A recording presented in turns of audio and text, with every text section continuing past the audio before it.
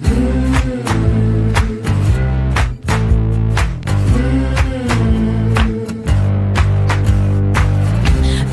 up, I gotta tell you, there is something you should know. I have never really liked you at all. I cannot hide it anymore.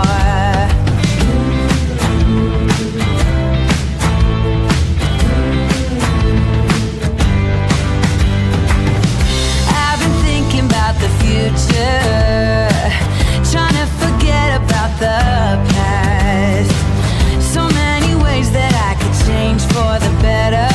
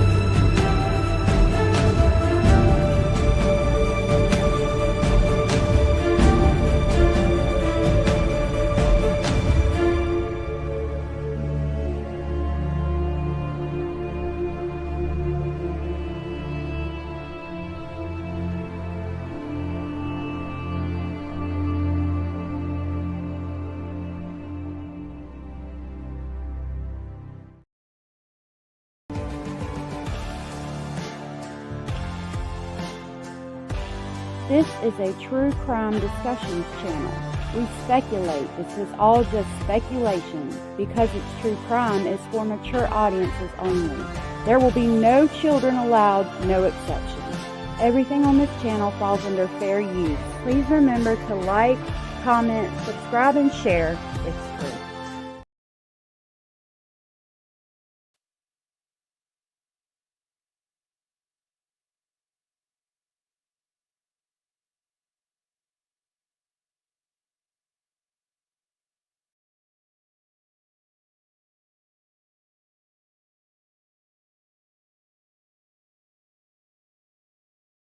Can y'all hear me? There it goes. Thank you, Cindy, for gifting 5 Speculation Station memberships. That was so very sweet and supportive of you. That made me feel a little bit better. I am an angry bunny today. I sure am. I just want to let y'all know. Thank you so much, Cindy, for gifting 5 memberships. And Hio became a member. And then Chow came through and gifted 5 memberships. Well, thank you. Thank you all so very much. Y'all are so very sweet, kind and supportive. My goodness, I have a wonderful speculating family. So, Cindy, from Cindy, Connie Branch, Natty Orso, Cursed with Curiosity, Kathleen Hensel, and Tiffany B. Tim Simp was gifted. And then from Chow Young, Laura Sims, True Crime Fix Fiona, Mickey Shell, Leon 1010, Am I Crazy? Yes, I Am, was gifted. If you were gifted and you are aware you were gifted from Cindy or Chow, please tell them thank you, and I will grab the crazy train and pick y'all up on the way to Speculation Station.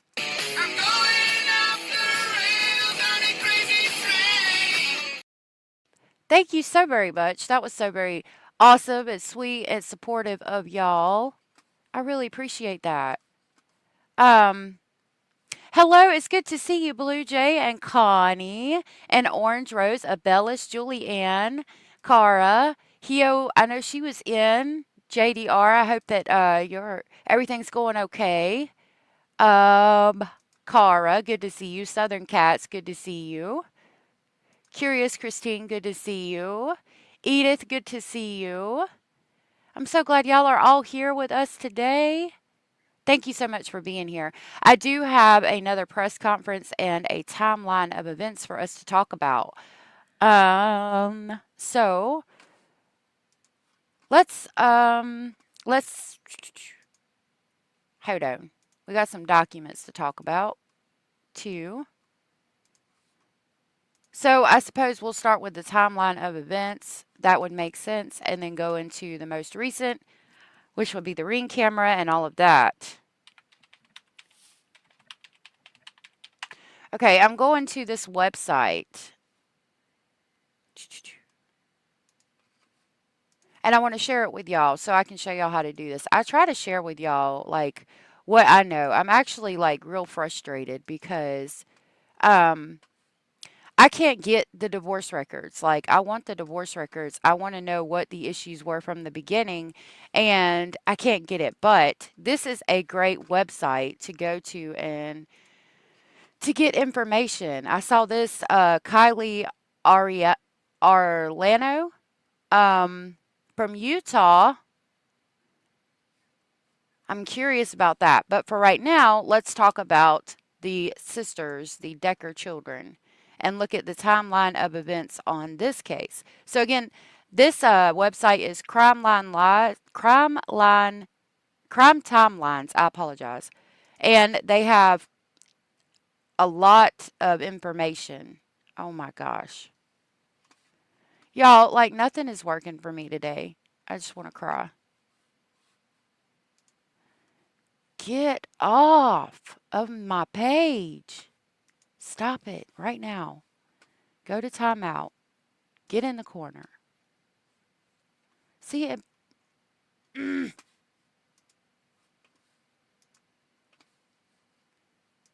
makes it messed up. Stop it. Oh my God. Why? Why, God? Okay. I suppose we'll read it messed up because that's what it's doing. So, once we get past this part, we'll be able to see it better. Hey, Veronica.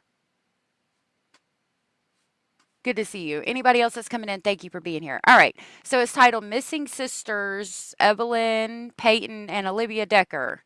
On May 30th, 2025, three sisters, Peyton 9, Evelyn 8, and Olivia Decker 5, were reported missing in. Let me get my paper from yesterday. Ow, my leg. Wenatchee, Washington, after failing to return home from a court approved visitation with their father, Travis Caleb Decker. When the girls did not return as scheduled, their mother, Whitney Decker, contacted authorities. Police attempted to locate Travis, but he was unreachable, and an endangered missing person alert was issued that night. Despite public outcry, no Amber Alert was activated. Now, we have this information about the children. Peyton was 9, Evelyn was 8, and Olivia Decker was 5. When the girls did not return, we read that.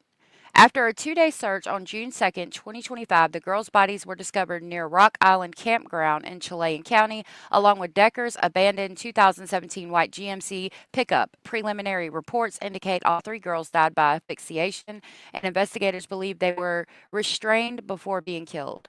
Travis Decker, a 32-year-old homeless veteran with a history of mental health issues and a pending National Guard discharge, is wanted on 3 counts of first-degree murder and kidnapping. A statewide manhunt is underway, and he is considered armed and dangerous. This case has shaken the Wenatchee community, with tributes pouring in for the sisters and questions mounting about how the tragedy could have been prevented. Olivia Decker was 5 and had blonde hair and brown eyes. Evelyn Decker was 8 and had blonde hair and brown eyes. Peyton Decker was 9 and had brown hair and brown eyes. The three sisters, daughters of Whitney Decker, attended Lincoln Elementary School in the Wenatchee School District. So here's a timeline leading up to the disappearance and murder of Peyton, Evelyn, and Olivia Decker, based on court records, witness statements, and reporting from 2022 to 2025. So, hey Heathen, hey Tom. November 14th of 2022, Whitney Decker files for divorce in Chilean County. No protection or restraining orders are requested. Parenting plan filed with no concerns noted about neglect, abuse, or mental health issues. January 21st of 2023, both parents complete Supporting Children Through Divorce program at Washington State University Extension. March 7th of 2023, the divorce was finalized. Parenting plan grants Travis every other weekend custody, Friday from 6 p.m. to Sunday at 6 p.m. No red flags were initially noted in court records at the time. August 30th of 2023, Travis tells Whitney he doesn't want the girls for the weekend. Whitney claims the girls, quote, walk on eggshells, unquote, due to how he disciplines their dogs. December 19th of 2023, Olivia FaceTimes Whitney crying and screaming. She smashed her fingers while unsupervised. Travis is nowhere to be seen. Peyton finds him in the armory. Both girls are found to be sleeping at the armory. May of 2024, Travis moves to Idaho in his RV. The RV is later repossessed. That's going to be important, Idaho. But the RV is later repossessed. July 25th of 2024, Travis hitchhikes to Whitney's house asking to stay in the basement with the girls. He was 3 hours late and claimed he'd hitchhiked to pick them up from a play. Wow. This was all the way back in 2024. Hey Tony, hey Ava, hey Indy. I don't know how long they were married for. I can look it up. My God. June 2024, exact date unknown. Whitney finds out the girls are sleeping on mattresses at the armory with adult men present. September 20th of 2024, petition to modify parenting plan. So in September of 2024, Whitney files a motion to modify the parenting schedule, labels Travis as transient, and claims he neglected his parental duties. Asserts Travis has emotional and or physical conditions impacting his parenting. She requests anger management and domestic violence evaluation, psychiatric evaluation by a licensed psychiatrist, individual therapy twice a month, ability to limit or eliminate overnight visits. Whitney's declaration describes screaming and crying at drop offs and calls, homelessness, instability, Travis showing love.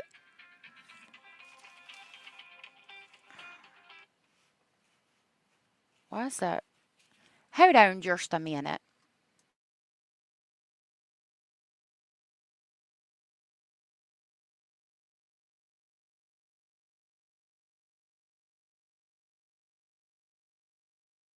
Okay, sorry about that.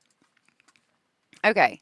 Travis shows love and presence at events, but also exhibiting mental health issues, borderline personality disorder, narcissism, incidents of him bursting into her home and yelling. Oh my God.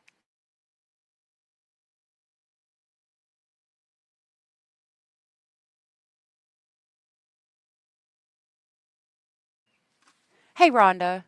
So I have a question. When all this was going on, why are we not like, this is not good. It feels like something could have been done at this point to try to stop. I mean, I don't know. Oh my God. This is not good. Him bursting into the home and yelling, and the kids are screaming and crying and scared and not wanting to be around him. Like, I understand wanting him to be a part of their lives, but at this point, it's not good for them to be around him. I don't know. This is not good. So, I'm going to drop the link if anybody wants to come up.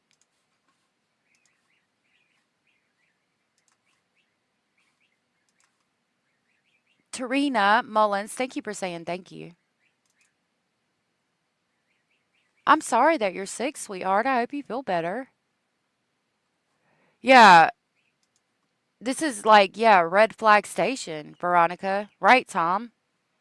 He should have never got the kids even for 3 hours, mainly the homelessness. Mm-hmm.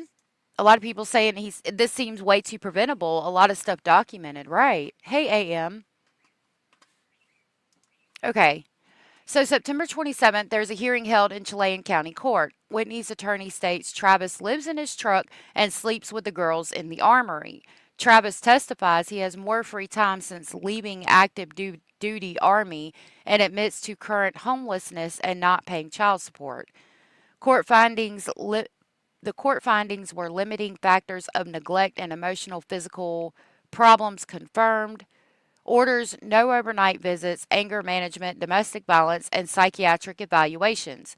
Visitation schedule changed from Friday from 5 to 8, Saturday 11 a.m. to 7 p.m., and Sunday 9 a.m. to 5 p.m.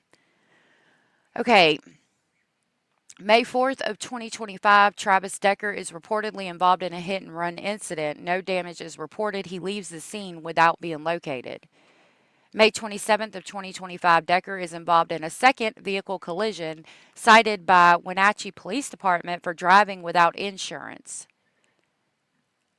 May 29th of 2025, that evening, Decker traveled to the area of the campgrounds. Now we're at the timeline of the disappearance or murder of Peyton, Olivia, and Evelyn. So Friday, May 30th at 5 p.m., the Decker sisters were last seen leaving their home in Wenatchee for a scheduled visitation with their father, Travis Decker, as part of the court-approved parenting plan. At 5:41, his truck, a white 2017 GCM Sierra pickup, was noted by automatic license plate cameras on the Wenatchee River Bridge heading north. I'm wondering that, Tom. I'm wondering if there was some drug abuse issues going on. They did trust him. The children were afraid of him. He had all these issues listed on the divorce papers, but the police didn't feel the Amber Alert was warranted.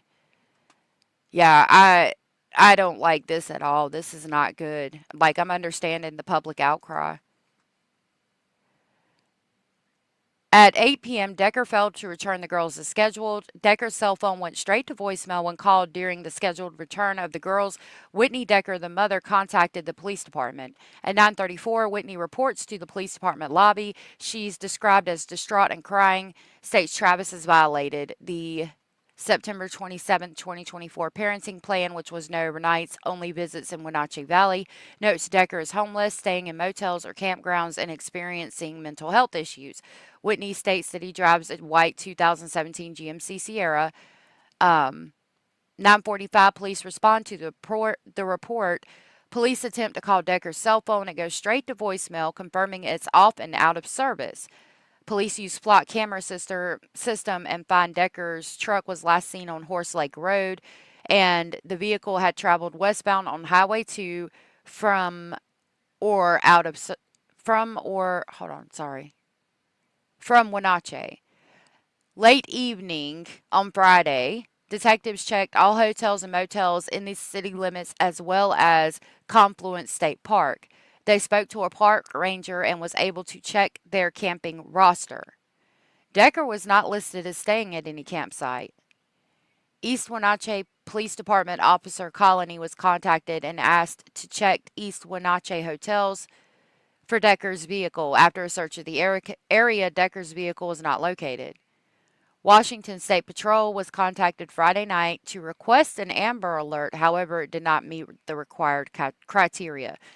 I'm really getting upset about the required criteria for Amber Alerts because this seems like it could have been prevented too. I heard in a press release now, I don't know if I heard it right, but they said something about him currently waiting a discharge from the National Guard. Yep, he was being discharged from the National Guard. I disagree with no Amber Alert. Imagine as a mom knowing it's what you need and not qualifying. Horrible thought. Right. I feel like that's why Malaya Brooks was so adamant about talking about how friendly the kids were, Jack and Lily Sullivan, because she knew that it was very possible they would get in a vehicle. We got to figure out something. Bebop, if you're here, I don't see you yet, but I saw that Indy said I agree.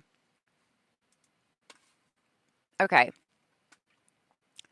Now we're on Saturday, May 31st, early morning. Wenatchee police detectives recontacted Washington State Police with additional information, and an endangered missing person alert, or EMPA, was issued.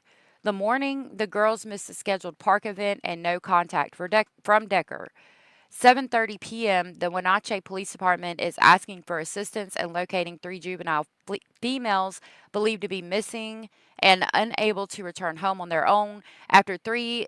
All three, were last seen around 5 p.m. on Friday, May 30th, 2025, as they left their home with the father for their planned visitation. They have not returned, and contact cannot be made with the father. The father, Travis Decker, is homeless and living in his vehicle or at various hotels or motels or campgrounds in the area. The visitation was part of a parenting plan, but he has since gone outside the perimeters of it, which is not normal and calls for the alarm. Please be on the lookout and call 911 or Rivercom at 509-663-9911 if located. Authorities issued an endangered missing person alert for the sisters and Travis. The current investigation has not met Amber Alert criteria, but the situation is being monitored closely. However, an endangered missing person alert has been issued through the Washington State Patrol. Decker's white 2017 GMC pickup truck was identified as a vehicle of interest. So, Sunday, June 1st, 2025, arrest warrants for first-degree custodial interference were filed. Okay. Hold on. We have that document. Hold on just a minute. Let me pull that up.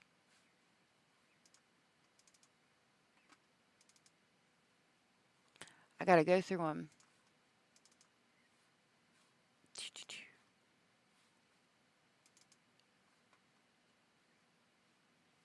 Nope.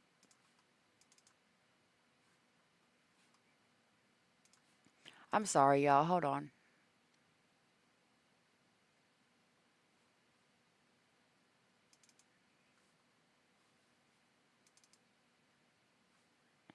Okay. The undersigned. Oh, no. Okay, we'll just look at it from here. 'Cause I might not have downloaded it. All right, so here's what they filed. This is the state of Washington, county of Chilean. The undersigned oath states the affiant believed the crime of custodial interference in the first degree has been committed by the defendant. And this was issued on June 2nd, 2025 at 12 p.m. The undersigned the affiant's belief is based on the following facts and circumstances. On May 30th, 2025, at around 21:34 hours, Whitney Decker arrived in the lobby at WPD to report a civil complaint. She advised patrol that her ex-husband, Travis C. Decker, has failed to return the three children at 8, I think it was 8, they said, hours in violation of their agreed upon and court ordered parenting plan. Corporal Gonzalez noted Whitney appeared distraught and looked like she had recently been crying. She advised that her and Decker were previously married, but had been divorced for several years and had three children together. Along with the divorce, the two have had a parenting plan in place, with the most current one issued by a judge on September 27th of 2024. The current parenting plan limits Decker's visitation to every other weekend, with specific hours of Friday from 5 to 2000 hours, Saturday from 11 to 19, and Sundays from 9 to 1700 hours. The order also specifies no overnight visits, and the visits will only occur in the Wenatchee Valley. Whitney reported that Decker picked up their daughters from her residence at around the scheduled time but did not return. She stated she attempted to call Decker multiple times, but his cell phone goes straight to voicemail, which typically means cell phone is off or out of service. Whitney expressed concern because Decker reportedly has never done this before and further noted he is currently experiencing some mental health issues. At the time of this initial report, Whitney explained that Decker does not currently have a stable residence and is considered homeless. He is known to often stay in hotels or motels, or he camps at local campgrounds, but Whitney did not know where to find him. Corporal Gonzalez stated he attempted Decker's cell phone number, but it went straight to voicemail. Oh my goodness. Abellis, thank you so very much for gifting 20 memberships. Wow, that was so sweet and supportive of you. I really appreciate that. Those went to Grandma 8 times, Deanna, Holly M, Yep, So What, Chrissy Budgets, Bend, Bendy Windy, Echoes of Evil, Wispy Reviews with Gilly, Andrea Team Brandon, Just Dawn, Lastris Latris Norris, Tammy Loomis, uh, Raven Rose Rise, Sparks, Nikki Chambers, Debbie McCarthy, Dahlia Mama Drama, Number One, Best Blessed Mama Mo, Robin, Delancey, and Trina. If you were gifted from Abellis and you are aware you were gifted, please tell Abellis thank you. Thank you, Abellis. That was so sweet. I really appreciate that. I will grab the Polar Express to pick y'all up on the way to Speculation Station.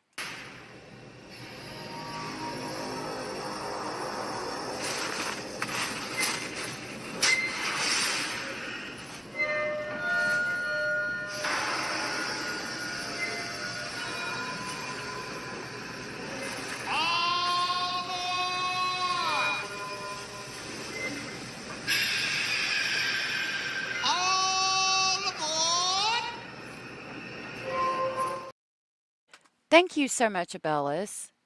That was so sweet of you. I really appreciate that.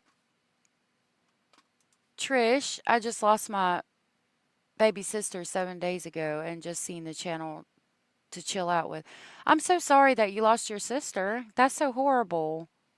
Um, I will keep you in my thoughts and prayers. I'm so sorry to hear that, but I'm glad you found us to hang out with.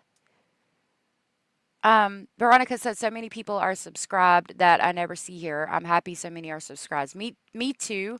A lot of people subscribe for the videos. Hey, Shraddha. I'm so sorry, Trish. Okay, continuing reading. We basically go over documents and things. I'm a very much verify before you put it out kind of person. So, continuing with the document, Whitney knows Decker drives a white truck but is unsure what kind. She, however, noted that he had recently been cited for driving without insurance. Corporal Gonzalez conducted a records search and identified Decker's truck as a 2017 white GMC Sierra. He had been in a collision on May 27th and was in fact cited for some infractions following the investigation. It also appears he was in another collision on May 4th but left the scene. Call notes say there was no damage to the other vehicle when patrol arrived and the other driver declined a need for follow up. Corporal Gonzalez checked Decker's vehicle registrations through Flock Safety and found the truck was last registered by automatic license plate readers northbound on Wenatchee Bridge Avenue at Horse Lake at 1741. He noted this was likely after Decker picked up his daughters and suspected he may be headed to a hotel or campground in the North End. After contact with Whitney, Corporal Gonzalez checked hotels and motels in the city limits as well as Confluence State Park. While at Confluence, he spoke to a park ranger and was able to check their camping roster. Decker was not listed as staying at any campsite. East Wenatchee Police Department Officer Connolly was contacted and asked to check East Wenatchee hotels and motels for Decker's vehicle. After a search of the area, Decker's vehicle was not located. Given the circumstances,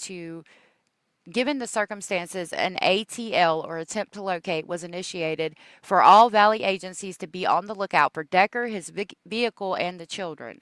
Corporal Gonzalez investigated further and consulted with Washington State Patrol, Missing and Endangered Persons Unit. He provided the facts of the case to screen for an Amber Alert, but based on the fact that there was no current evidence to believe the child were at risk of serious bodily injury or death, it did not qualify.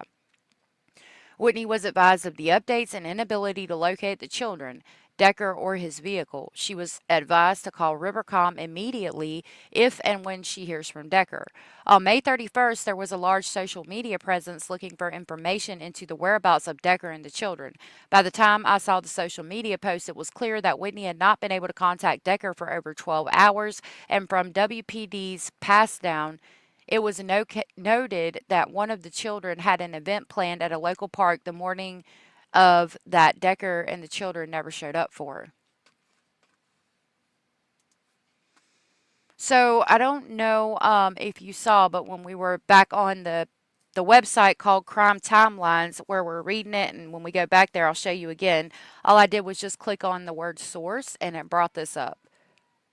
Now, I have a lot of this stuff on my Patreon. I did upload it there for members of my Patreon. I think I forgot to do this document, but I try to show you these things so that you know how to do it yourself. So if you want that information to do your own thing with, or check sources, read documents, anything you want, I'm just showing you how I find these things to try to help you guys out, because I'm very much about sharing information, sharing sources and things like that. Can't share FOIA information, but again, that's just you submit a Freedom of Information Act request and purchase it. All right. Hey, Michael, green chili chicken.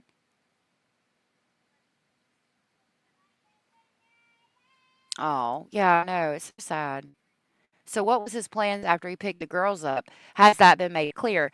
So it was his visitation, and mom more than likely thought that it was just like any other time. But she talks about one of these documents, because we read some of them yesterday, that he was quieter than normal. But she wouldn't, she would just think, okay, I don't know why he's being so quiet. So she thought, okay, well, whatever, he's just being quiet, and the girls are going to go spend time with their dad and be happy, and everything's going to be great, and he's going to bring them back just like he had done every other time. But then when he didn't, she realized this time was different. With a continued concern about the lack oh, I'm back to the document. With a continued concern about the lack of communication from Decker, I met with Whitney at her parents' residence in Wenatchee to get further details. Whitney explained that she and Decker were married for about 7 years. So there's the answer to that question. They were married for 7 years, but have since been divorced for a few years. She explained the divorce was civil and initially Decker had housing and was allowed overnight visits. However, when he lost housing, the parenting plan was readdressed to accommodate accordingly. Whitney denied any domestic violence during their marriage, but did mention moments of power or control he used. She provided the examples of randomly leaving or waking her up by screaming at her in the middle of the night. She also said near the end of the marriage, he was diagnosed with borderline personality disorder that she believes he currently does not take medications for. While married, Whitney and Decker had 3 children in common. She identified them as 9-year-old Peyton Decker, 8-year-old Evelyn Decker, and 5-year-old Olivia Decker. They reportedly have a good relationship with Decker and enjoy their time with him. The overall relationship was reported to be good, and the children enjoy their time with Decker. Whitney also reported no issues with recent visitations and stated her and Decker are communicative with issues surrounding them, and if either will be late for any reason. She reiterated that Decker has never failed to return the kids. So, what I do know about him is that he was a ranger in the army. He was special ops, and he did fight in Afghanistan. We pulled up a bunch of articles yesterday, and he's just been having a mental health crisis from a lot of things, stress, money, and all of that. And, they switched him to the National Guard, and then he just even stopped going there. Um, Sounds like maybe substance abuse, definitely mental health issues.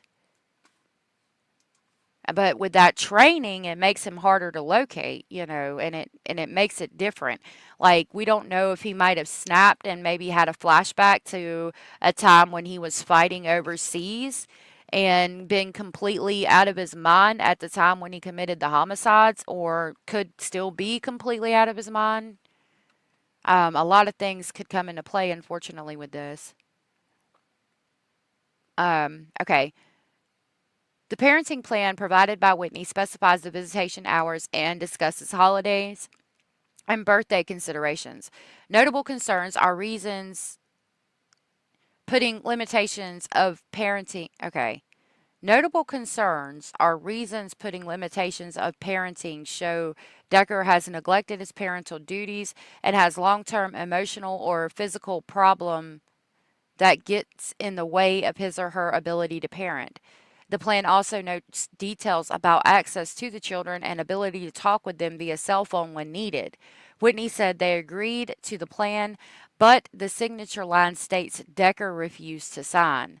Decker is also supposed to seek mental health treatment and domestic violence anger management counseling under the parenting plan, but has not.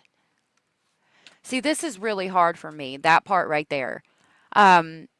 She is going above and beyond to make sure that he is in their children's lives.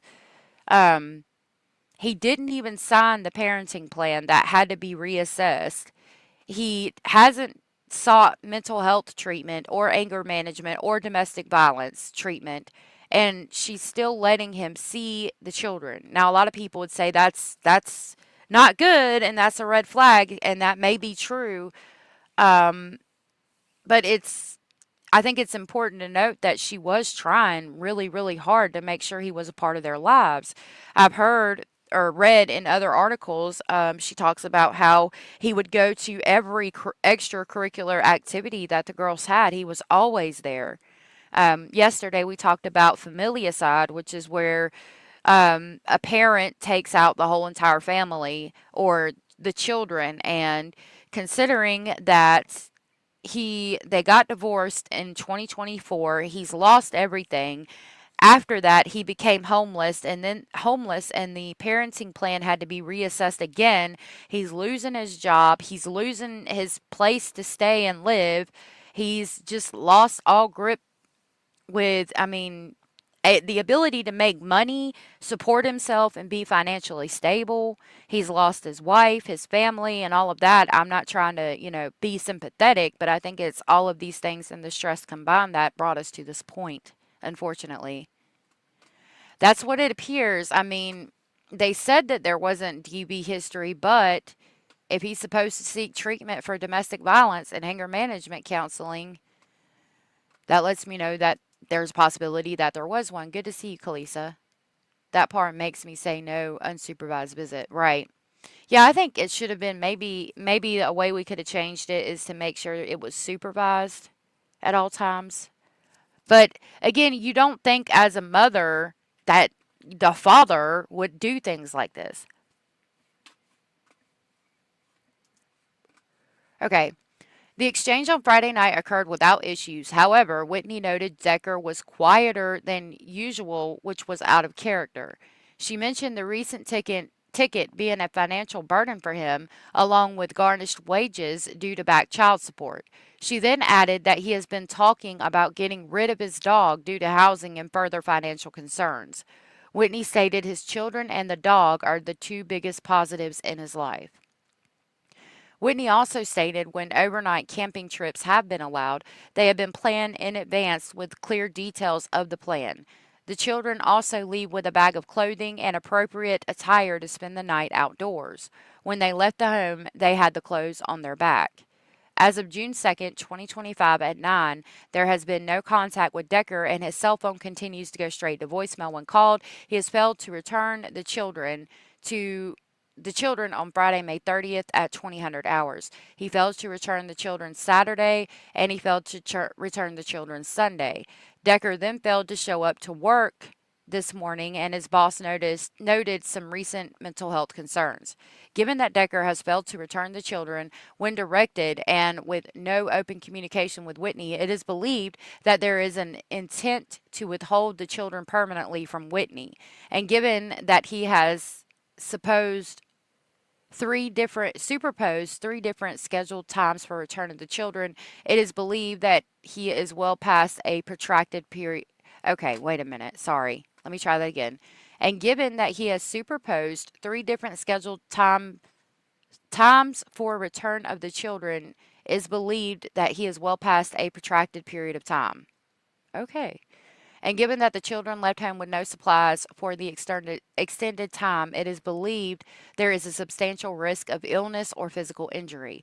Therefore, there was probable cause to arrest Travis for 3 counts of custodial interference in the first degree, and on June 2nd, a warrant for his arrest was requested and later granted and by Chilean County Superior Court. In an active attempt to locate Decker and the children, law enforcement utilized a variety of resources and known tools to include cell phone records and timing advance, automatic license plate readers, canvassing of the area for security, search of possible locations in the region on social media. On Monday, June 2nd, a larger and more intensive search was conducted across Chilean County with the help of CCSO and eventually family, friends, and volunteers as people began to learn about the children's disappearance. So that was that document. Now we're going to go back to the website where I got that from and where you can also get it from, called Crime Timelines. Okay. The girl's mother told Wenatchee police her relationship with Travis Decker was cordial after the divorce, and it was unusual for him not to abide by the court's terms for visitation. The overall relationship was reported to be good, and the children enjoyed their time with Decker.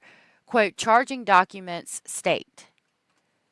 Quote, mother also reported no issues with recent visitations. She stated she and Decker are communicative with issues surrounding them, and if either of them will be late for any reason, she iterated that Decker has never failed to return the kids. We read that. While only an EMPA was issued, law enforcement said they used extensive resources to search the area where Decker's truck was seen, including a U.S. Department of Homeland Security helicopter. Okay.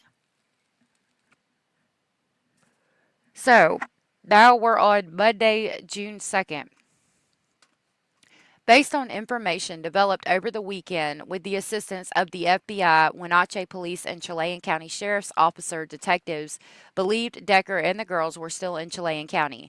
Quote, over the weekend, the truck was spotted at a roundabout in the west end of Leavenworth, leading police to begin focusing their search in the wooded areas around the town.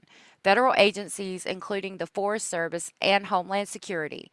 The search area was narrowed to somewhere between Icicle Road and Chumstick Road near Leavenworth, and a warrant for Decker's arrest was obtained by Wenatchee police detectives for 3 counts of custodial interference in the first degree.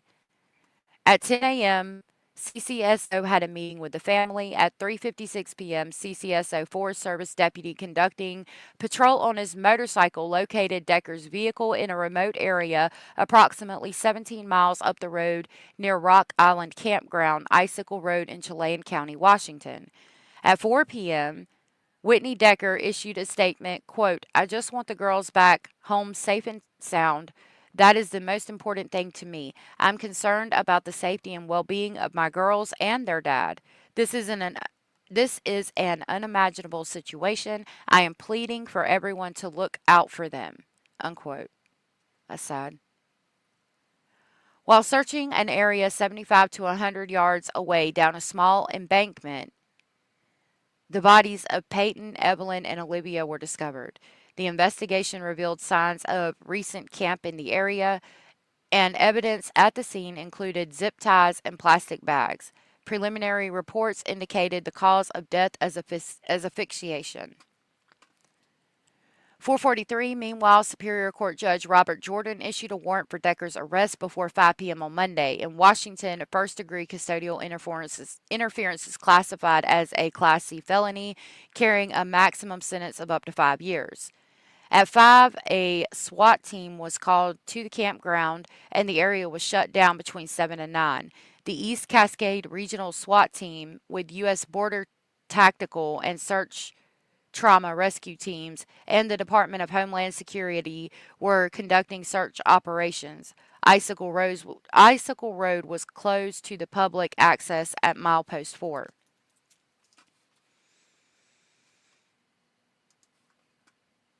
Okay, I wanted to see what y'all were saying. Hey, Mandy. Good to see you. Thank you for the trigger warning, Abellis. Okay. So, an arrest warrant is issued for Travis on 3 counts of first-degree murder and 1 count of kidnapping. The girls risked... Okay, so let's go ahead and pull that up.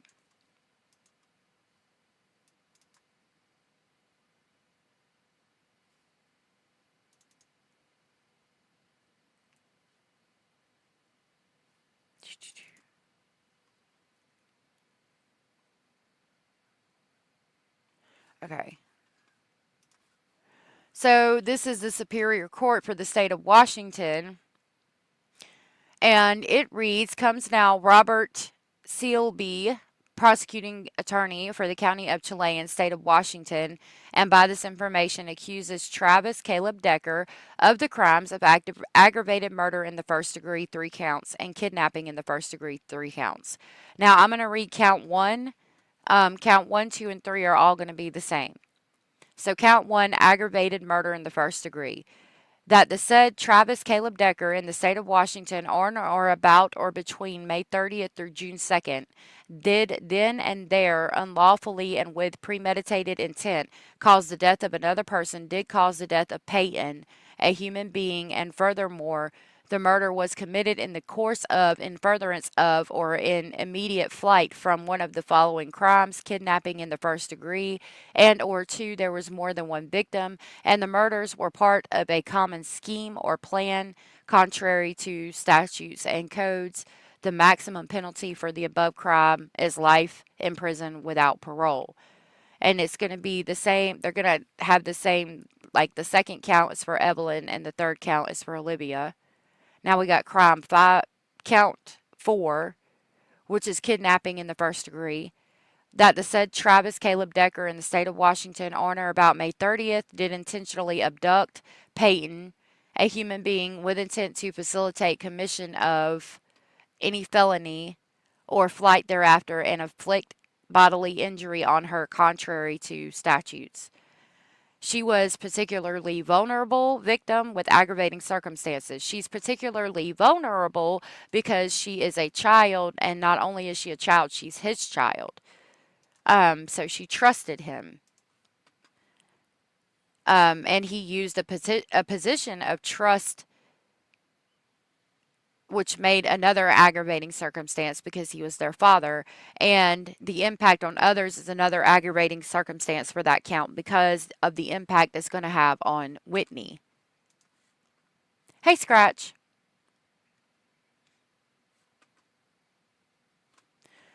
I'm assuming they write human being because maybe they do charge people for harming animals, which they should.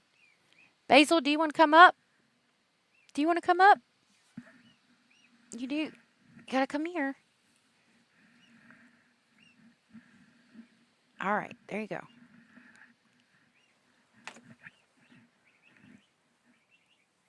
Let me get. I don't know where your quackles are. Okay. Forgot that I printed these out.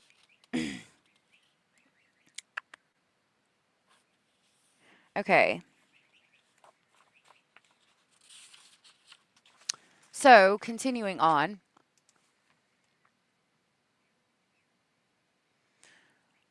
Oh, that's about all of that document. It just goes over all of the kidnapping charges and all of the counts of murder and all of that. Let me see.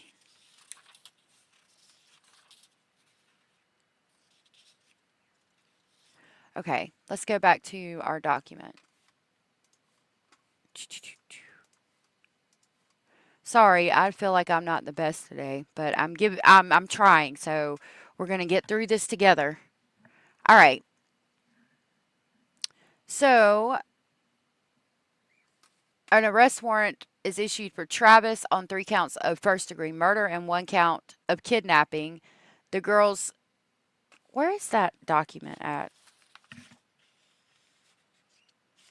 Was it what I just had up? Let me try to pull that up again.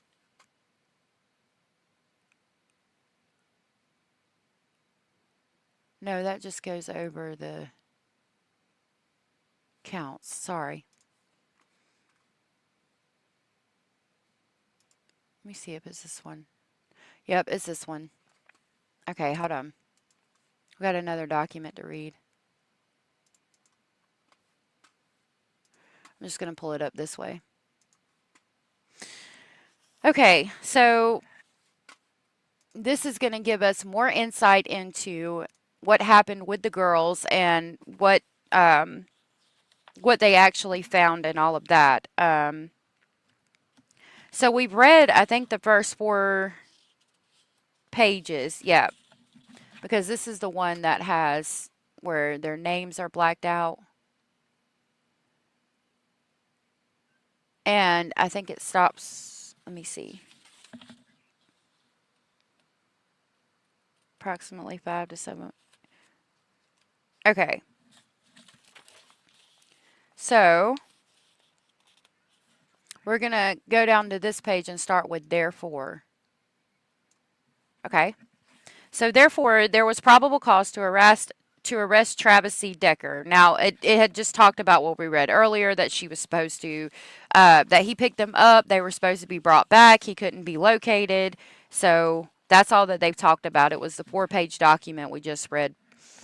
So, therefore, there was probable cause to arrest Travis for 3 counts of custodial interference in the first degree. And on June 2nd, a warrant for his arrest was requested and later granted. In an active attempt to locate Decker and the children, law enforcement utilized a variety of resources, tools to include cell phone records and timing advanced automated license plate readers, canvassing of the area for security, search of possible locations in the region, and social media. On Monday, June 2nd, 2025, a larger and more intrusive search was conducted across Chilean County with the help of CCSO and eventually family, friends, and volunteers as people began to learn about the children's disappearance. All right, so we remember all that, right? So this is the next part. At around 15:56 hours on June 2nd, 2025, CCSO Deputy McLeod located Decker's vehicle unoccupied in the area of Rock Island Campground, Leavenworth, Washington, off Icicle Road, with the nearest city and town of Leavenworth. The campground is located in an unincorporated Chilean County in the state of Washington. Law enforcement personnel from Chilean County Sheriff's Office at Wenatchee Police Department, along helicopter support from Homeland Security Investigations, converged into the area. Now, I'm going to give y'all a trigger warning because this is going to be hard to hear. Hey, Mercedes. When this man comes out of his fog and understand what he's done, he's not going down alive. I don't know. I don't think he will. I think that he will fight to the death, yeah. Honestly, if he's not already deceased. All right, trigger warning. Approximately 75 to 100 yards past where the vehicle was located and down a small embankment, CCSO deputies located the bodies of 3 school-aged children due to current safety concerns and scene preservation. The bodies have yet to be approached, but there is some clear signs of lividity. Each has a plastic bag over their head. Based on the totality of the circumstances, including the proximity to the vehicle and visible attire of the bodies, which is consistent with the clothing the children were wearing when they were transferred to Decker's for visitation, they are presumed to be Peyton, Evelyn, and Olivia. Now, the last page of this document, this document, says Decker's location is currently unknown and there is currently a coordinated effort to search the immediate area, if not further, for him, so the scene we have can be searched. Around the vehicle and along the way to where the children are located, deputies located zip ties and plastic bags strewn throughout the area. The tailgate of the pickup truck also has what appears to be 2 handprints of blood. The truck has personal items to include blankets, car seats, food, miscellaneous items, and a wallet on the center console. During the search of the area, an abandoned camp was located nearby with signs of recent activity. The camp consisted of a fire pit, tent, and cooler within a short walk from where the vehicles and bodies were located. Cell phone records Decker's cell phone acquired Saturday under exigency show that Decker likely traveled to the area on Thursday, May 29th that evening and returned to Wenatchee Friday morning. Under the totality of the situation, it appears that Decker drove through the area the night prior and returned the next day with the children. Preliminary examination suggests that likely cause of death was asphyxiation. Their wrists were also zip-tied or showed signs of being zip-tied. They were also positively identified as Peyton, Evelyn, and Olivia by Chilean County coroner. There is probable cause to arrest Travis for 3 counts of murder in the first degree and 3 counts of kidnapping in the first degree. So that's the end of that document.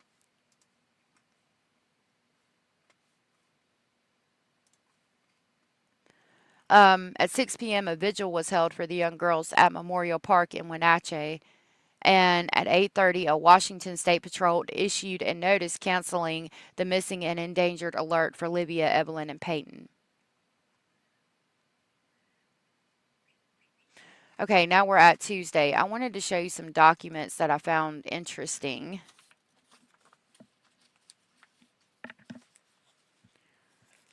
So let me look through what I've got. 317.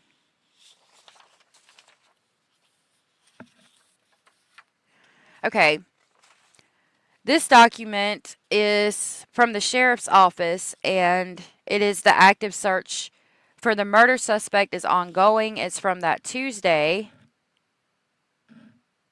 at 1700 hours, and it reads, a joint operation including regional, state, and federal law enforcement agencies continues in Chilean County in the search of Travis Decker. Travis is suspected of kidnapping and murdering his 3 young daughters this past weekend. The U.S. Marshals is working closely with the Chilean County Sheriff's Office to locate and apprehend this fugitive. A reward of up to $20,000 is available for information leading directly to Mr. Decker's arrest. The suspect is not known to be armed at this time, but should be considered dangerous. Anyone with information is urged to contact the nearest U.S. Marshal's office, the U.S. Marshals Service Communications Center at 1-800-336-0102 or USMS Tips, or submit your information at the Sheriff's Office website. And it says they will hold a press conference on the step of the Chilean County Courthouse tonight at 7 to provide an update to the ongoing investigation. So we will jump to that now. Let's go ahead and pull that up. Hold on. Hold on just a minute.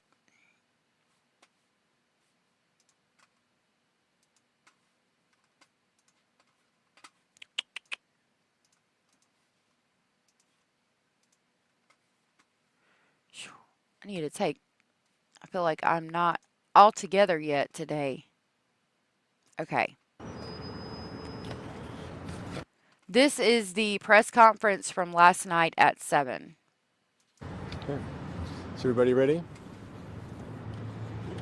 Good? Okay. Good evening. My name is Detective Sergeant Joe Eaton with the Wenatchee Police Department. I'm one of the PIOs for the Wenatchee Police Department. Hey, Beach Bum, good to see you. She said, which means someone was thinking and using reason he wasn't out of his mind. Yep. That's a good point. Yeah, we're gonna talk for a minute after we watch this. Tonight, we're gonna have Chelan County Sheriff's Office, Sheriff Mike Morrison, give you another update on the investigation. For the record, my name is Sergeant Joe Eaton, Joeeaton, and Chelan County Sheriff Mike Morrison, Mikemorrison.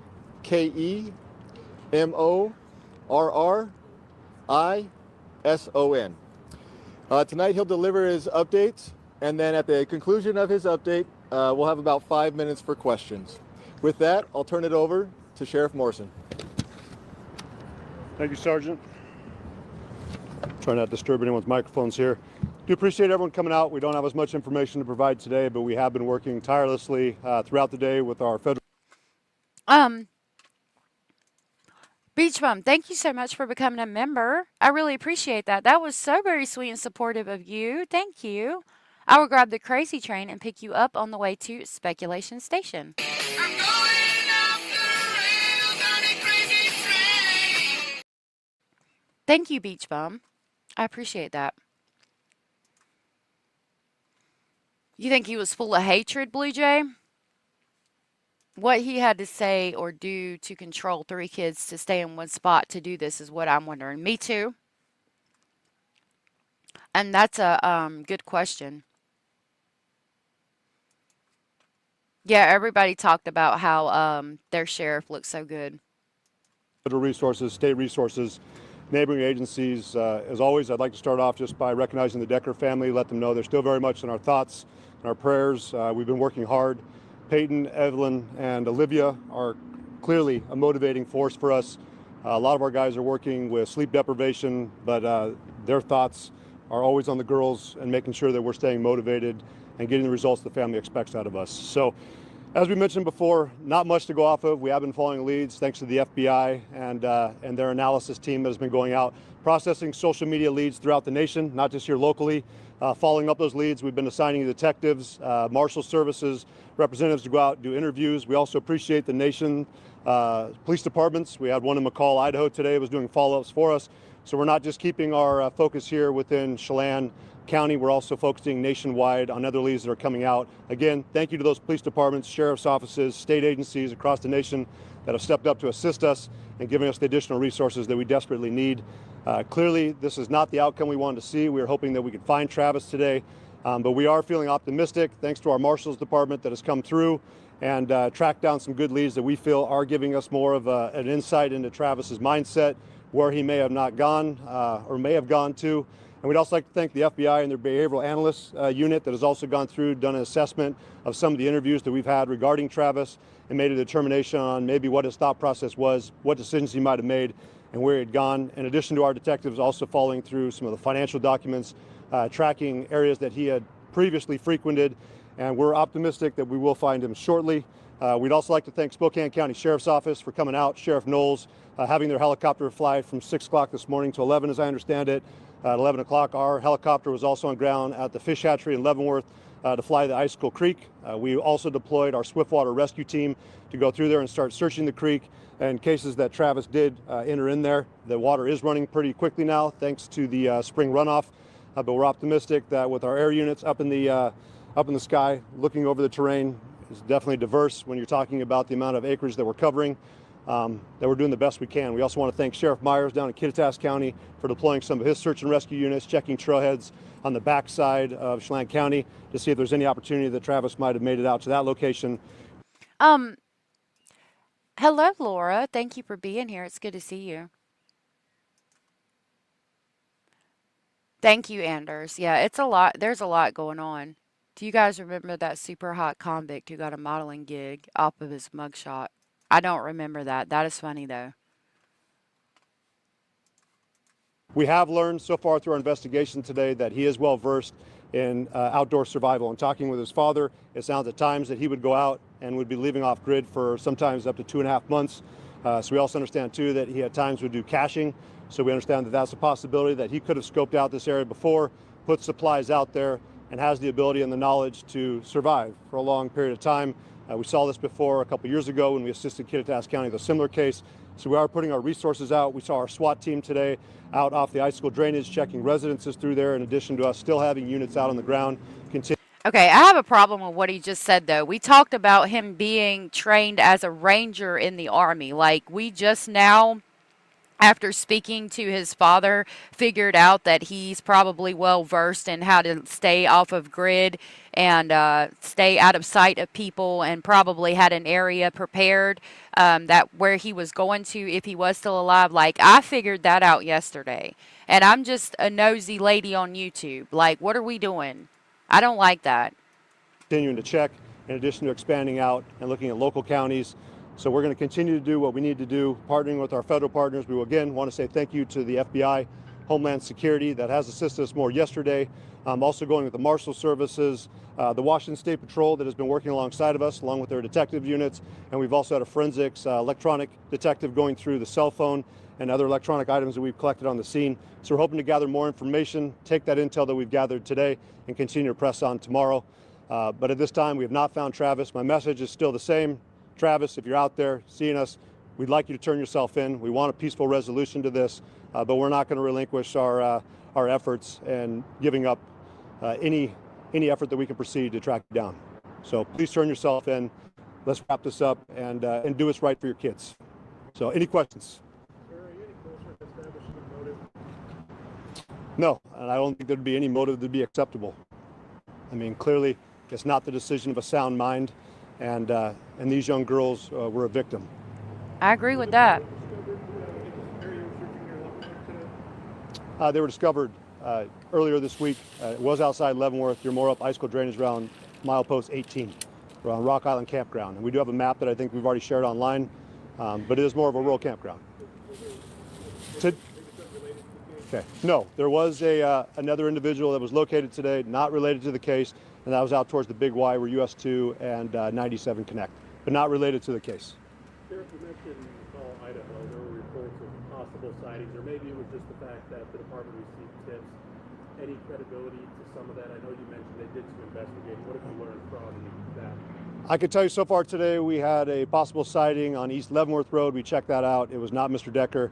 We had another one out at milepost 83, US 2. And then, of course, we continue to hear information about other possible sightings from across the nation. As we understood, based off the information we got back, was that the sighting in McCall, Idaho was not our suspect, but we'll continue to work with our neighboring agencies, not only here in the state, but across the nation to help us track. So the sighting in Idaho was not him. Down any leads we do get. What kind of head start do you think he had, knowing the truck was found Monday? When do you think he started to go out? He was Worst case scenario, we could see that he might have gotten a head start on Friday, so he would have had the whole weekend to be out there.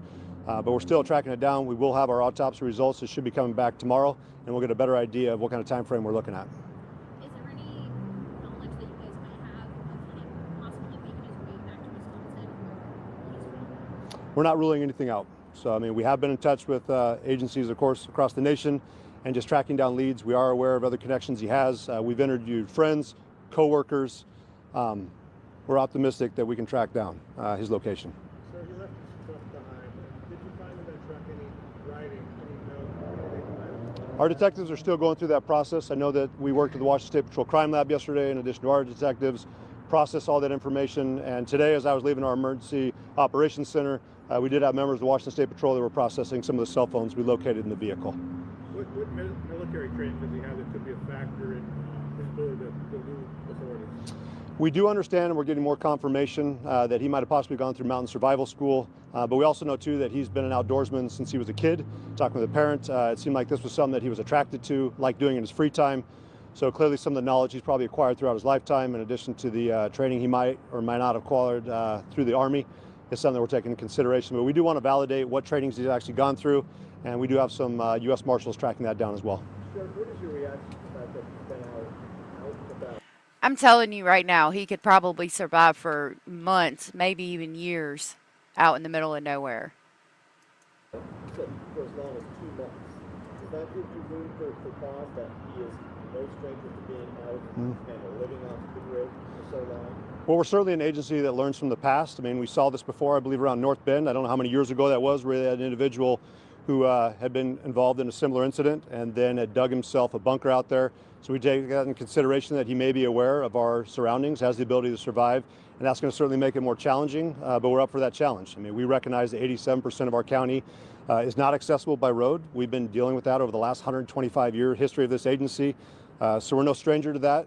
We're aware of our terrain, and we'll continue to work with our federal partners and U.S. Forest Service that has stepped alongside of us to assist us in possibly closing down some of the trails in the area in order to ensure, of course, that the environment stays safe for anyone who may come to visit, but that we also have access to go through there and start checking all the trails and locations that we believe he may recreate. Sheriff, the longer this goes on, what concerns do you have about, when you talk about the fight or flight mentality and when desperation kicks in? Obviously there's that survival skills element of it, but the longer it goes on, I mean, we've seen where things often go. Do you have concerns for whether it be those who are out looking for him, just kind of where this could all come together and that the mentality someone may have when desperation mode kicks in? We understand the mentality we're dealing with. We have a well-trained agency. We're a leader when it comes to de-escalation here in Washington State. We were one of the original agencies for that training hub, so we understand that we have the ability to control the pace of situations. We have behavioral health units. We have the ability to communicate with them, and we're going to continue to do that. But our primary goal is to track him down. Of course, we want to make sure that he's safe, but ultimately he will be brought to justice.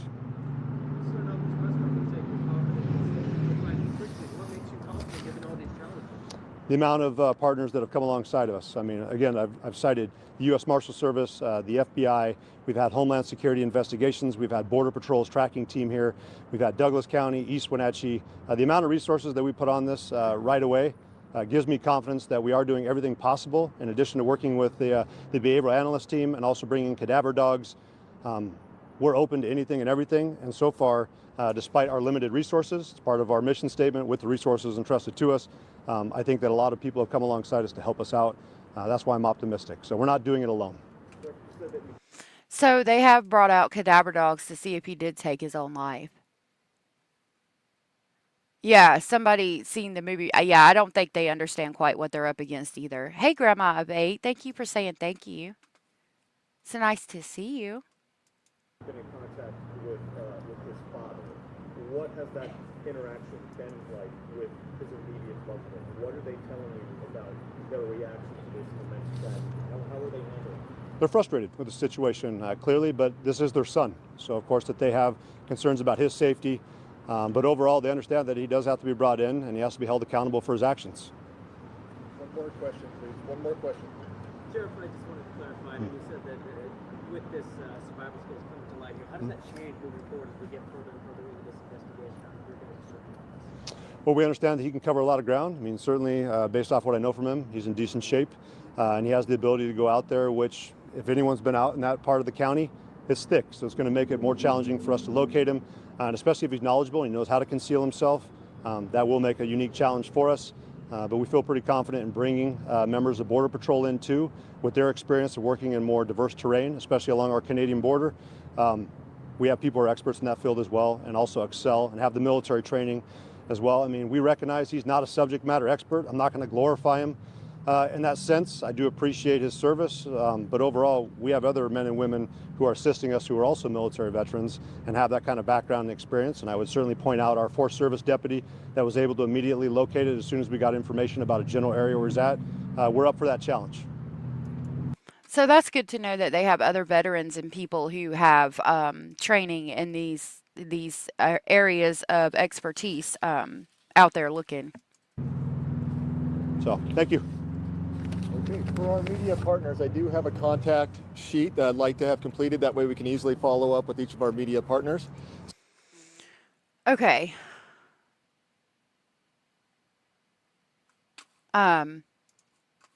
Now we can go back to the timeline.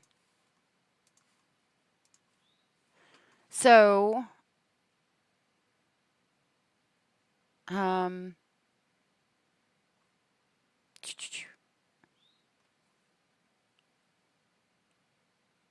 all right. That was last night at 7. I'm just going to show you some of these documents and then we'll talk about the ring cam. Let's go. That was a media release on the 3rd. That was on the 4th. It was yesterday. Yeah. That was at 11. So we already saw that one. I know you can't see it yet. I'm looking for one specifically I wanted to show you guys. Okay.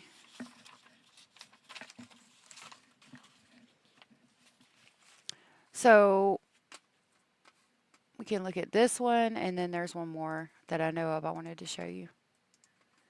This one, it reads, it's the press release from June 3rd at 9:30, and it reads, 3 missing girls found deceased.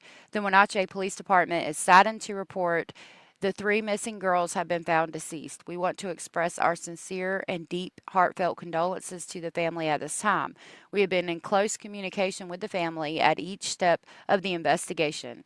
Yesterday morning, Wenatchee police detectives met with the family to provide an update in the case. Later in the afternoon, the family was requested to return shortly after the truck was located.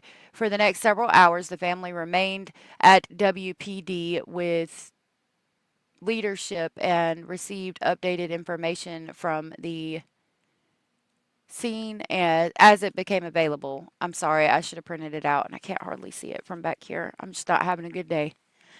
WPD, along with other regional, state, and federal agencies, are committed to working diligently to bring closure to this case. The following is a brief summary of the in-depth coordinated investigation. We've already read through all of that.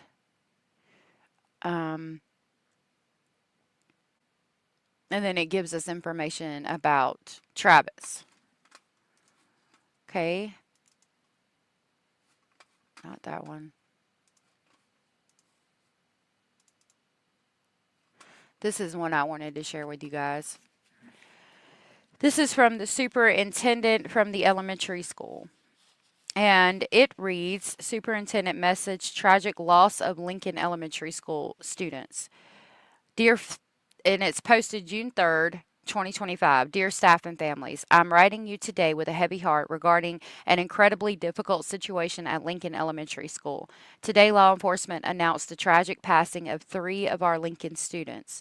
The incident involving the students who have passed did not occur at school. I understand how distressing this news is and the questions many of you undoubtedly have. Our immediate and utmost priority is the well-being of the Lincoln Elementary community. We are focusing all our efforts on providing comprehensive support to their students, staff, and families during this unimaginable time. Counseling services are being made available on the Lincoln Elementary School campus for children and staff who need support. A guide for families to talk to children about the loss of someone they care about is available in English and Spanish. Our priority remains the well-being and safety of our students. We are working to maintain a supportive and stable environment at school. We are deeply grateful for our community's compassion to allow students, staff, and families the space and privacy.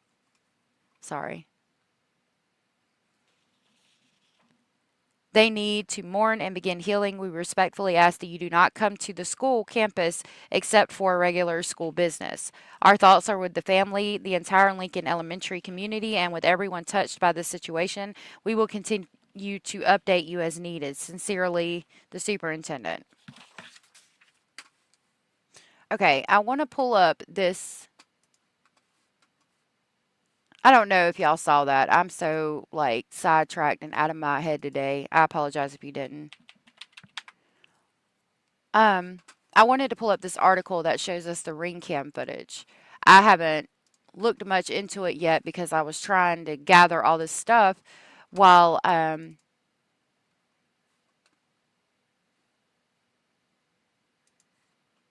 okay, hold on.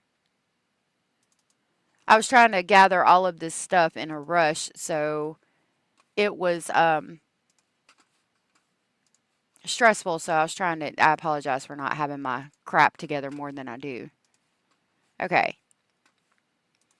The only reason they keep bringing up the Amber Alert is because they know when this is over, all that GoFundMe is going to be used to file a huge lawsuit. I don't know. It's a possibility.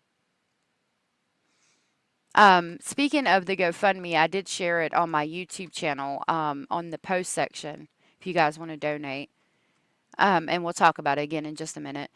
This reads, ring camera video of dad wanted for murder of 3 young daughters released amid Amber Alert questions. So we have to wait for this advertisement to go away.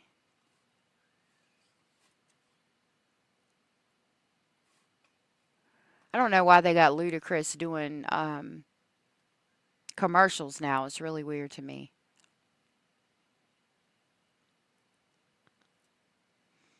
Okay.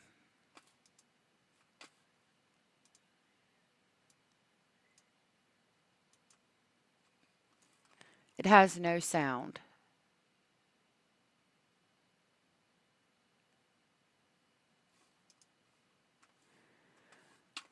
Let me pull up that video of the tattoos y'all sent me yesterday, the pictures of the tattoos. Hold on.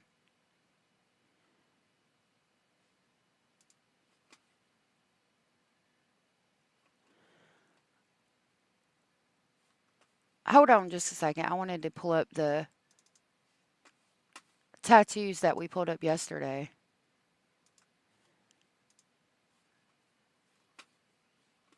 Dang it.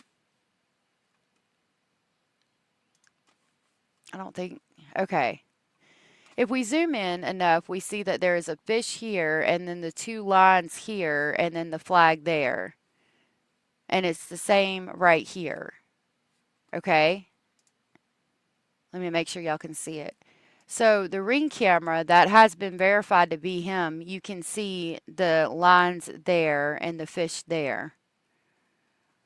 So it is him. Those are pictures of him. Why haven't the police said anything about the tattoos, though, and showed the other pictures of him?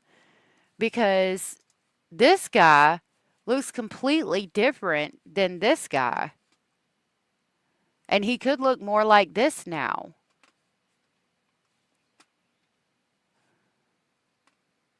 So why didn't we release these photos yet? We need a description of the tattoos and everything. I don't like that either. Yeah, they are the same tattoos. Yeah, I'm like, how do you not have this already? How do you not know this already? All right, the article will probably tell us more about this ring cam footage.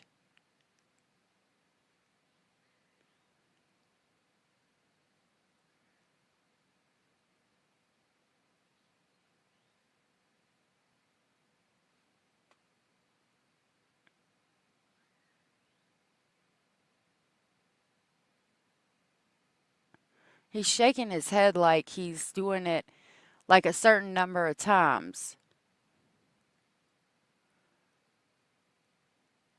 Rubs the door frame, and the door is opened.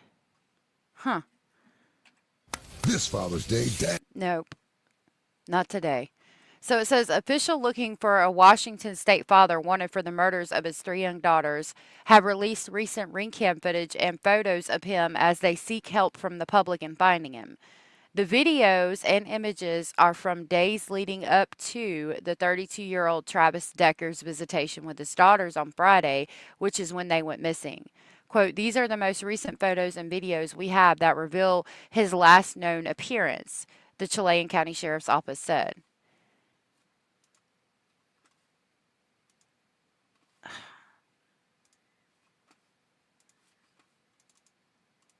I'd like to zoom in on that.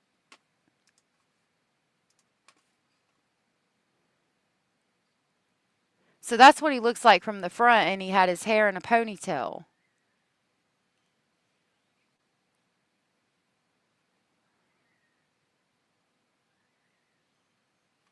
But all of that could have been changed by now. But it really upsets me that they didn't. It really upsets me that they didn't put this stuff out before. Like if we've got ring cam footage from the mother's house and photos from the gas station that show the tattoos and the pictures that we pulled up that could be of him looking and how he looks with his face completely changed and all of that, like with his head shaved and his mustache gone. Why did we not put that out to begin with? Guilty of crime, good to see you. Yep, I covered it yesterday too. Good to know. Here we go. So this is what he looks like without his facial hair and his head shaved. So why was this not out already? May have gone through. And the description of the tattoos. Like he can't change those tattoos. I don't like the way this is going already. Because we know he's changed his appearance. Like they still haven't verified that that is him and that is him. Hey, content. Right. And if he's changed his appearance, he would have shaved his head more than likely and cut off his facial hair. So he would look more like this. Yet the police ain't saying a damn thing. It's not on the wanted poster or anything. Closed this morning in the search. Let's go back to the... They're still giving us pictures like this. They look like two completely different people. So this reads, these are most recent photos and videos we have that reveal his last known appearance, unquote, the Chilean County Sheriff's Office said in a news release. The girl's mother had reported to Wenatchee police on Friday that Decker did not return them on time following the planned visit, which she told them was out of the ordinary. She had tried to call him multiple times, but his call switched straight to voicemail, she said. On Monday, the bodies of 3 girls aged 9, 8, and 5 were found near a campground in central Washington. Decker's unoccupied pickup was also found. Decker, a former Army soldier, is well versed in wilderness survival and able to spend days at a time off grid with little equipment, police said. When the girls were reported missing Friday, Washington State Patrol was contacted to request an Amber Alert, but officials said the information provided did not meet the required criteria. Quote, in this case, it was a parent with custodial privileges and the children had not been returned on time. But that's a rather common occurrence and not something where you just automatically assume abduction, unquote, Washington State Patrol spokesperson Chris Loftus said, adding there was no indication Decker would harm the girls. And I mean, that's the truth of the situation. Like, you wouldn't think that, hold on, let me close out this Facebook. You wouldn't automatically think that he's going to do something like that. It was just, a parent who didn't return the girls on time. Hey, Content Angel.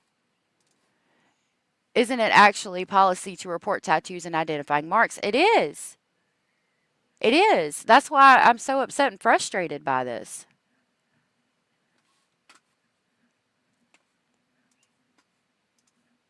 Okay. The girl's mother had told police Decker was experiencing some mental health issues when she reported her daughter's missing, according to a court document. It wasn't very clear if that was conveyed with the request for an Amber Alert. Wow. An endangered and missing person alert was activated Saturday, which generates a flyer that is distributed statewide. Wenatchee Police Captain Brian Chance explained at a news conference on Tuesday. Wow.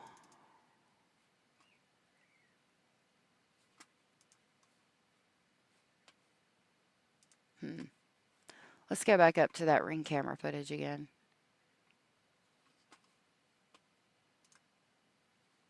Hold on, let me refresh it.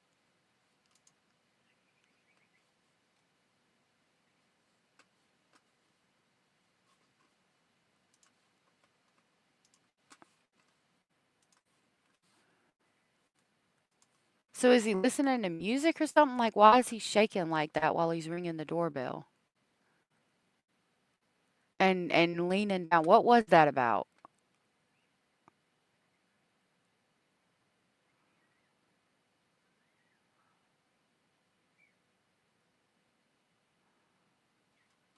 Right, Kalisa?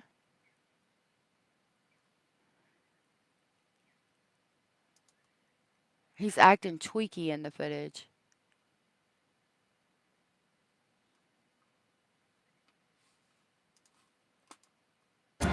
Welcome back. Let's turn now to the Supreme Court. The gosh. justices handing... Stop. So do we think he's on substances? If he's on substances, he's not going to have enough to survive in the woods. But considering, again, that he was an Army Ranger and part of such an elite training group, he would still probably be able to survive even if he was tweaking. Without the substances that he's addicted to.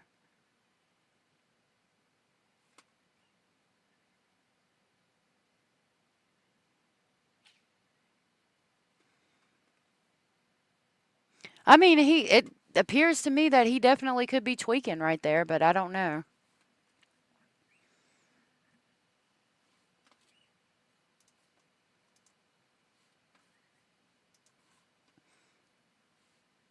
Yeah, that flyer is not helpful. We're not talking about any tattoos. We're not talking about what he could look like without the ponytail and the facial hair. If you pause at the right time right by his ear, you can see there are no earbuds in his ears. Oh, really? So that, yep.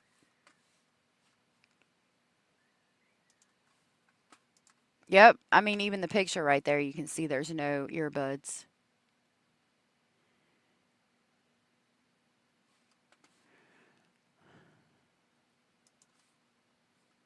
I hope this doesn't have to do with substances. He had long hair on ring. He could have dyed it or shaved it off. Yeah. That's what irritates me. He looks awful sketchy. I get those glasses on. I got those glasses on looking around to see if anyone's watching him. Could be.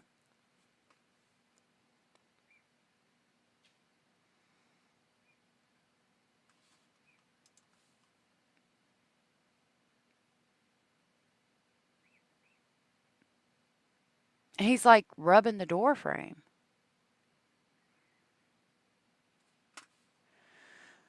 I don't know. That is weird. That is awfully weird.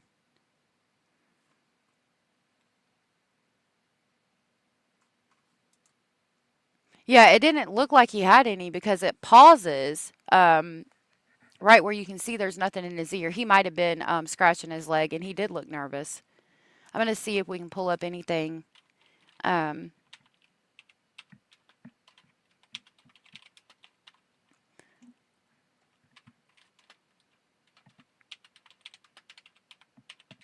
Real quick.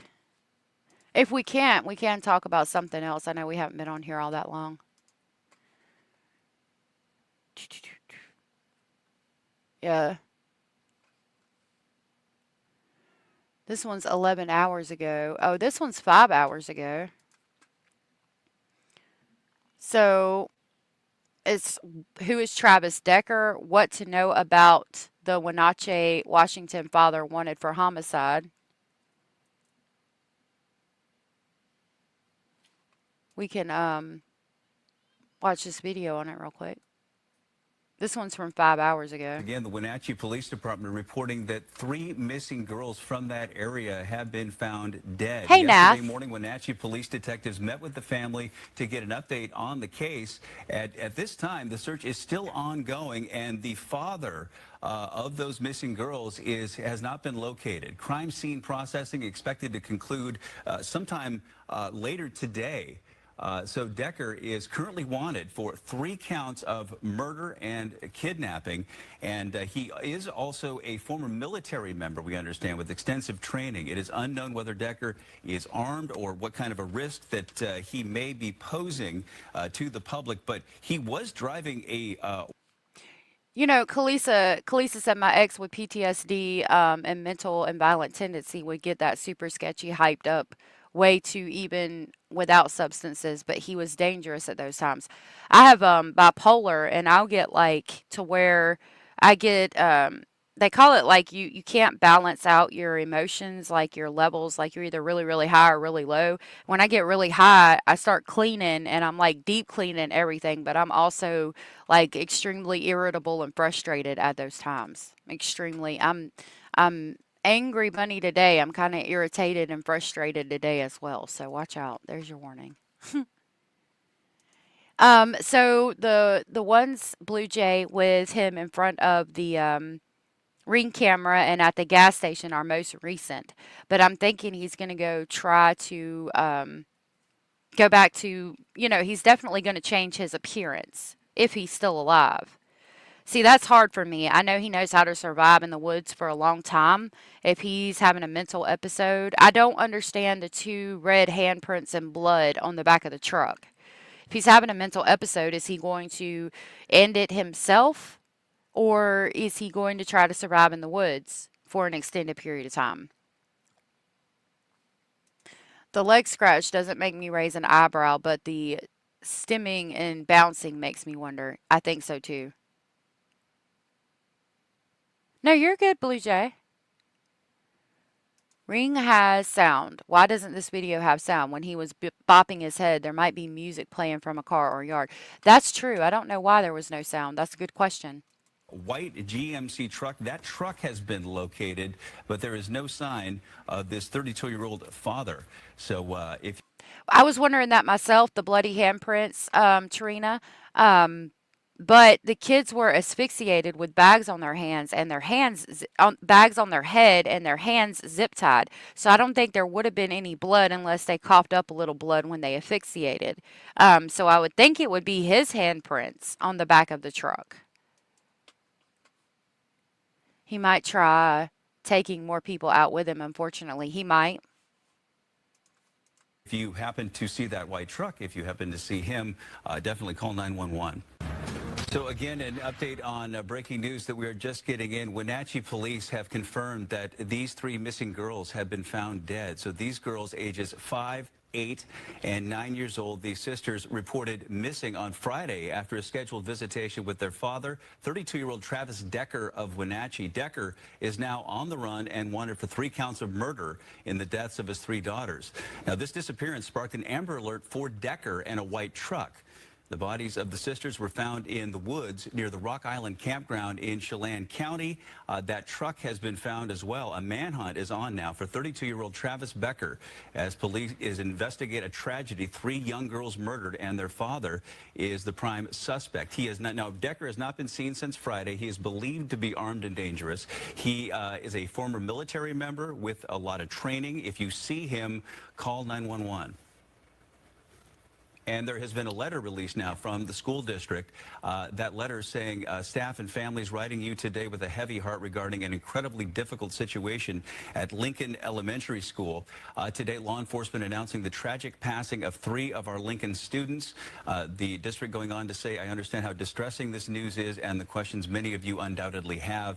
And their priority, they say, the well-being of the Lincoln Elementary community, which has now lost 3 girls, ages 5, 8, and and 9 years old. Yeah, and their father is still on the loose. Police are asking the community to be aware of the situation and to not approach him. If you see him, to call him right away, 911, because he is still out there. Their father, Travis Decker, 32 years old, who lives in the area. And again, he has that military experience in an unmanageable situation. Counseling services are being made available on the Lincoln Elementary campus for children and staff who need support. A guide for families to talk to children about the loss of someone they care about is available in English and in Spanish. And our priority, they say, remains the well-being and the safety of the students. We are working to maintain a supportive and stable environment at school. We are deeply grateful for our community's compassion to allow our staff, students, and families the space and privacy they need to mourn and begin healing. We respectfully ask that you do not come to the school campus except for a regular school business.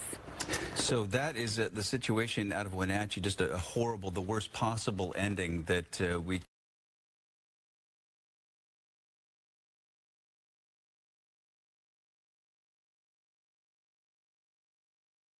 could imagine.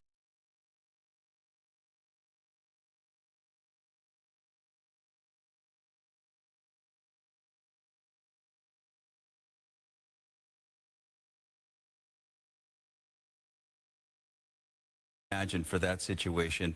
An Amber Alert for a time, and now we understand those 3 young girls have been killed, and their father is the prime suspect. We will continue to follow this story on Fox Local, the free app you can download. Right now, we are going to... I don't know if I was muted, but I was saying nobody knows at this time why he did it or what reasoning he presented for wanting to do something like this.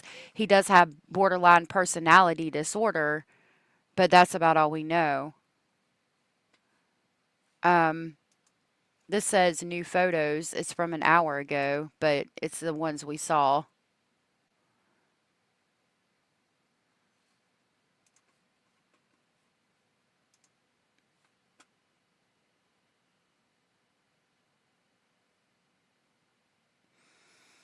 Update at 11:30 a.m. says the Chilean County Sheriff's teams has executed several search warrants around the area and on electronic devices that belong to Travis.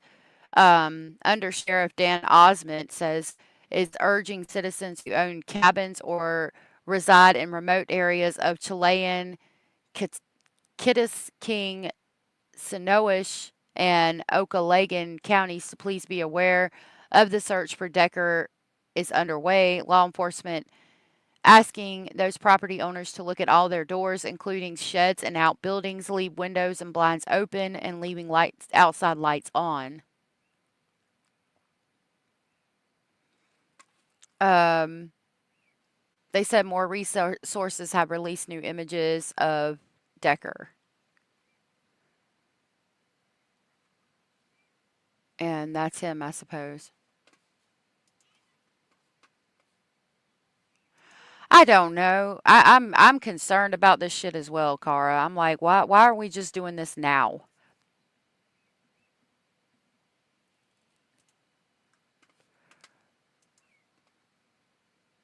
All right, before I go today, I did have something else I was going to talk about. I wanted to show you real quick, or we could talk about it real quick. Probably won't be real quick, but let me pull it up.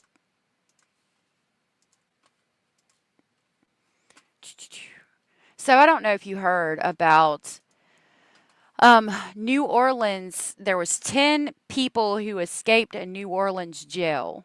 I'm going to show you. We'll start with this real quick. Massive manhunt after a stunning jailbreak in New Orleans. 10 inmates escaping, some charged with murder, all considered armed and dangerous. And authorities tonight investigating whether this was an inside job. Here's a... Hey, always late. Good to see you. Yeah, I can't imagine what she's going through. I will drop the link for her GoFundMe as well in just a minute. ABC's Maria Villarreal. Tonight, these stunning images from inside a New Orleans jail cell where 10 inmates, some charged with murder, escaped, sparking an urgent citywide manhunt.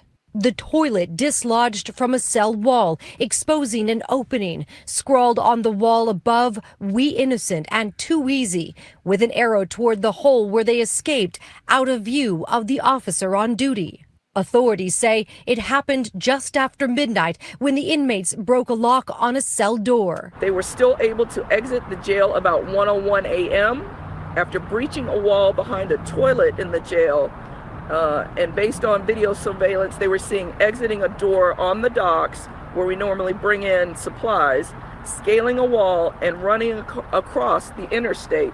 Officials believe the escapees had help. These detainees received assistance in their escape from individuals inside of our department. They say the toilet could not be removed with bare hands, suggesting someone inside the jail system may have helped the inmates unscrew it with a power tool. We are investigating that to see exactly who entered these areas, what kind of work was done, if there was work being done, and if this is an inside job. Jail officials first noticing the inmates were missing during a routine head count at 8:30 a.m. But that's more than 7 hours after they say the escapees were off prison property and on the run. Wow. One of the 10 escapees captured before noon found hiding beneath a car at a hotel in the French Quarter. And moments ago, a second suspect caught, with 8 more still on the run. So they've caught all but 2, right? As of this point right now, they've caught all but 2. And 2 are still on the run. What we're going to talk about is this one guy. Hold on, let me show you Whitney's while I'm on YouTube.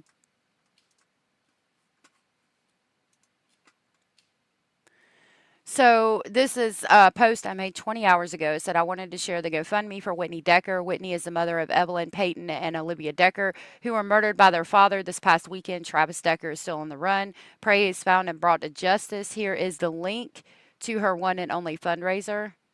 And I said it that way because people wanted people to know they're only doing one fundraiser. As of last night, they had raised $553,488.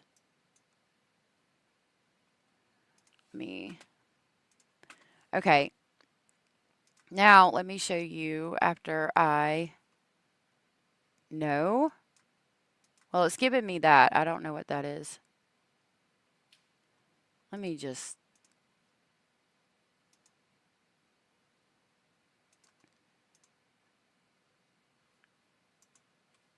You can go there to find it. I'll say that.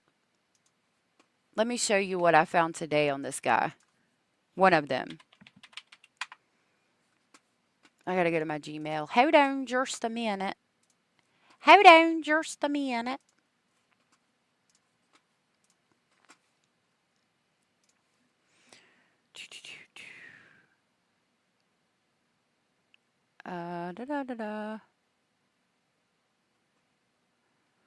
Okay.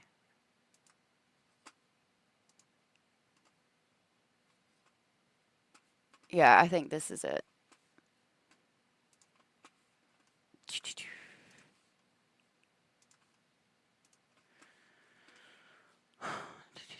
Okay. So he has come to the public and he made a video. Now, this is from someone's TikTok. I don't know how to share it. I got it myself off of post on X. So I want us to see what he's saying. This is one of the 10 that escaped. There's still him and one other person on the run. Doing the thing. My name is Anton Massey. I'm one of the ones that was let out of Orleans Parrish jail. What they said I escaped, right? All right, what I want to talk about today is that I learned that they locked the woman up for saying that she was supposed to be helping me in any nature. Her name is Diamond White, right? Now, Diamond White is the victim to my case in St. Tammany. What they say, the kidnapping, the second-degree rape, the second-degree kidnapping, the domestic abuse battery, right? Okay, so what he's saying so far, he said his name is Anton Massey, and that the police have locked up a woman who they're saying helped him escape, and her name is Diamond White. But Diamond White is the victim in his case, and they're saying that he kidnapped her, there's assault, he forced himself upon her, things like that. It's this woman, this is a grown woman, not a child. This woman I was dating, right? Now on the news right now, they said that they locked this woman up for trying to help me, right? Or whatever they nature they locked her up for. So what I want to show you and show you how corrupted the state of Louisiana is, that for the courts and the system, period, right? All right here I have legal drop phones for that supposed to be rape charge or whatever they said that I did to this woman, right? But it was a woman that I was dating, not a child or none of that in that nature. It's a woman I was dating. She found out that, well, she thought that I was dating another woman, so she had a fight with some girls and told the police in St. Tammany that she thought she saw me in the car, right? And then called the police in Orleans the same day, which was November the 10th of 2024, and made another police report in Orleans Parish, right? This woman was... So he's saying he was dating this woman who was not a child. She was angry and thought he was talking to some other girl, and so she got in a fight with some girls that were in a car, and she thought she saw him in a car, so she made a police report in one parish and then another parish. So there's 2 police reports in 2 separate parishes that have been made, and this was in November of 2024 so far. Mad at me for whatever reason, for us thinking I was dealing with one of her friends and stuff like that, and told the police that she had a fight or whatever, and mentioned it in affidavits, right? So in St. Tammany Parish, she let the people know, the detective that was over the case that came to the hospital, because she went to the hospital or whatever, must have had some blood because she got jumped by some friends. So she told the people that it was me, right? All right. So she goes to the hospital. She's covered in blood because she just got in a fight with some females and told them at the hospital it was him. I think he's alleging because she was mad and thought he was cheating on her. So the people put out a warrant for my arrest or whatever. I go to jail in St. Tammany, right? I beat this domestic charge in St. Tammany and they sent me to Orleans Parish. That's how I got in Orleans Parish. But to make a long story short, this woman told the detectives, the detective that's over the case in St. Tammany for the domestic abuse, the rape and all that, she told him that I did not do that to her, all right? So why was I in jail? Okay, wait, watch this. That's how I showed. Okay, so this is really the guy that one of the 10 that escaped from the jail in New Orleans. He is one of 2 that is still on the run from 2 weeks ago. And this really is him. And this really is what he's saying. I can't verify what he's saying is true. But yeah, this really is him. And he's still wanted as of right now. Show you that how the prison systems and the law is corrupted in the state of Louisiana. St. Tammany and Orleans Parish have the corruptedest DAs, judges in the world. We have the highest incarceration rate in the world. Now check this out. This is a legal drop form from this woman in Orleans Parish. See the charge, domestic abuse. Okay, so the woman that took out the charges in 2 separate places, he went to the one place and beat it. Now this is the one in New Orleans Parish. He said that she talked to the detective, said it wasn't true. This is a contact request form, request to speak with assigned assistant district attorney, and domestic abuse battery. That's all I can really read other than her information. Battering, strangulation. This is in Orleans Parish, right? This is what this woman went did, Diamond White, who they just locked up for saying she was trying to help me, right? I'm on a charge for this same woman in St. Tammany and Orleans parishes. All my charges come from this one grown woman right here. All right, this is Okay, so again, currently she's locked up for trying to help him because he had escaped over 2 weeks ago. They've got her locked up, but the charges he's incarcerated for are against her, who is a grown woman. The legal affidavits from this woman. Legal affidavit, but I can't read it. That's the legal affidavit from the woman. I'm assuming saying that there's a misunderstanding that he didn't do these things. a legal affidavit, and I kept it. Reason why I left the jail, because these people was trying to give me a life sentence in both parishes for something that the woman said that I did not do. And then plus, look how dirty it is. They went and locked this woman up. Her name is Diamond White. Look on the news. They went and locked this woman up, saying that she was trying to help me. Well, if I raped this woman or beat this woman, why would she be trying to help me? Make that make sense. World, I'm showing y'all, the whole world, how corrupted the state of Louisiana is. I'm an innocent man. Yes, in my past, I made mistakes. You know what I'm saying? I ain't gonna say mistakes. I was just young. You know what I'm saying? But the system has failed a lot of people and not just me. So with that being said, these charges right here, I have legal affidavits. This is from the woman, the victim, who they said that I supposed to have been raped and all that dumbass shit. They just locked up. She on the news right now. Diamond White. This is her right here.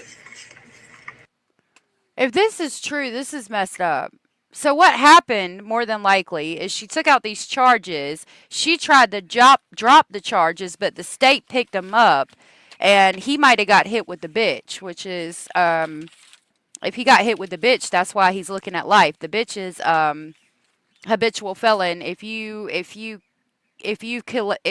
committed several felonies and you keep committing felonies, they will lock you up and give you life in prison on the grounds that you're a habitual felon. It's called getting hit with the bitch. 3 or more times, I think, 3 or more felonies, you get hit with the bitch. Legalize, look. And the DA have this. Why I wasn't let out of jail. This woman is saying over the jailhouse wall phone that she's gonna let the people know that I didn't do this. So why was I still in jail? You see what I'm saying, world? I'm asking for help, please. This is a big situation in my life. I have a fucking 3-year-old and I have a 18-year-old daughter. I am a father. You know what I'm saying? But these people trying to take me away for the rest of my life. This woman did not do nothing to even be in jail. You feel what I'm saying? But I'm trying to show you what these people are doing. I have legal affidavits that saying that I did not do this to her. She got jumped by some females. Look what it's saying. But if she filed the charges and the state still believes that he did it, they're going to pick up the charges. But yeah, I mean, I could understand making a plan to escape and still being on the run and putting this out, risking going back to jail just so everybody knows that it's not true and he's facing life, I suppose. Really? Never not one time raped anybody. Anybody know me, I don't have to do that. They got 1 million females in the world. Why would I have to rape somebody? Look at me, I'm a handsome young man. I know this already. I don't know whose account it was originally posted to, but you would think they'd be able to find it. Like you were saying earlier, this is the one time we can't track a phone and find this person that's posted on social media now. Like, come on, man, and by my tattoos, these people are judging my character. These people are trying to throw me away in St. Tammany Parish for these serious charges. So please, I'm asking for a federal investigation be done over the parish of St. Tammany and Orleans Parrish for what they doing, people. They have innocent black people that they throwing away. This is ridiculous. Like, ridiculous. And they're not playing. I'm asking for help. Lil Wayne. I'm asking for Donald Trump. I'm asking for Kim Kardashian. I'm asking for all these people. I didn't even have a lawyer to represent me to prove my innocence. And they have this. The district attorney, the DAs have this paperwork in both parishes and will not drop the charges on me. So I'm trying to find out. Is the law going? Is they going by the law, or they just doing what they want to do? That go to show you, Jason Williams, Susan Hudson, the sheriff, St. Tammany. These people are racist. These people are biased. These people just doing whatever they want to do, and I'm asking for help. Please, before they throw me away for something that I did not do. I'm not on charges for different women. different females. I'm on a charge for the same female in St. Tammany Parish and Orleans Parish. And this woman did it in both parishes. Told the detective in St. Tammany, I did not do this. The woman told her, yes, I'm going to get Mr. Massey. I finally got him. She telling him, how you got him? She said, well, you told me that he beat you. She said, yeah, I did tell you that, but I never told you that I told you that I thought I saw him. You feel what I'm saying? And Right, but the problem is she took out the charges, and if the charges were taken out and they're of a serious nature of a felony, then the state, even if she drops them and signs affidavits and says it wasn't him and all of these things, the state can pick it up. That's everywhere. in the vehicle with the girls that jumped her. You feel what I'm saying? They never even did a rape kit on this female, on Diamond White. They never did a rape kit, none of that. They just saying that I did this to her. So I'm trying to prove my innocence. Please help me. You know what I'm saying? Lil Rick, good to see you. Yeah, I don't know how Lil Wayne and Donald Trump and all of these people are going to help him. I would hope that if somebody can help him, a good lawyer will pick this up and represent him because that's what he needs. I don't know why we're hollering for celebrities right now, but okay. Wayne, young boy, I'm asking for help, man. I didn't even have a lawyer to prove my innocence. And a public defender, they work with the district attorney. They're not trying to help nobody in the state of Louisiana. They're not. So I'm asking, please, man, please help me. There's a lot going on, man, in the state of Louisiana. Like, they have people, why you thinking, like, all this corruption going on in the state of Louisiana? It's for the stuff that they doing people, man. You know what I'm saying? Like, they try to paint a picture of me as this big old bad guy. Oh, I threatened Sterling, the maintenance man. How did I threaten you, bro? You can't even come around me without a deputy being on the tip. You're not a deputy, you're a maintenance. Sterling, it's bigger than Sterling. Somebody made him say that. So Sterling is the janitor that worked there, and they're saying that they have arrested him. I'll show you that video clip. They say that that person helped him get out. Yes, I escaped before because of the same reasons. This is why I did what I did, because of the same reason. How corrupt the state of Louisiana is. That's why I left you a leave. Anybody in the world, when you being accused of something that you never did. Now, I'm not saying that everything that I did when I was young, I didn't do. I'm not saying that. I'm not no saint. I'm not, you know what I'm saying? I'm not no angel. You know what I'm saying? I made mistakes in my life when I was younger. The person that I was once before is not who I am today. I am a father. You know what I'm saying? I have a mother. I have sisters that love me. You know what I'm saying? So with that being said, I'm asking for help, man. I'm asking for all these people, Lil Wayne, Kim Kardashian, Donald Trump. I'm asking for, please, bro, my victim, he just locked up on the news, Diamond White, who they said that I'm supposed to have been raped, went to the district attorney, to the courthouse, and said I did not do this. I have legalized affidavits, drop forms, that I didn't do this. So why Mr. Massey was still in jail? Come on, man, help me, man, please. So that's what he said. Let me pull up where they talk about that one person who might have helped him. I don't know, man. I mean, he could be very much innocent of all of this. But I don't know, man. It's a hard situation because if she took out those charges, the state picked him up, and I don't know what he could do about it. Even if she went in there and said that he didn't do it. I might not have got it. See, they're saying he taunts cops live on Instagram. Might be in this one. Massive manhunt after a stunning jailbreak in New We saw that one. Hold on.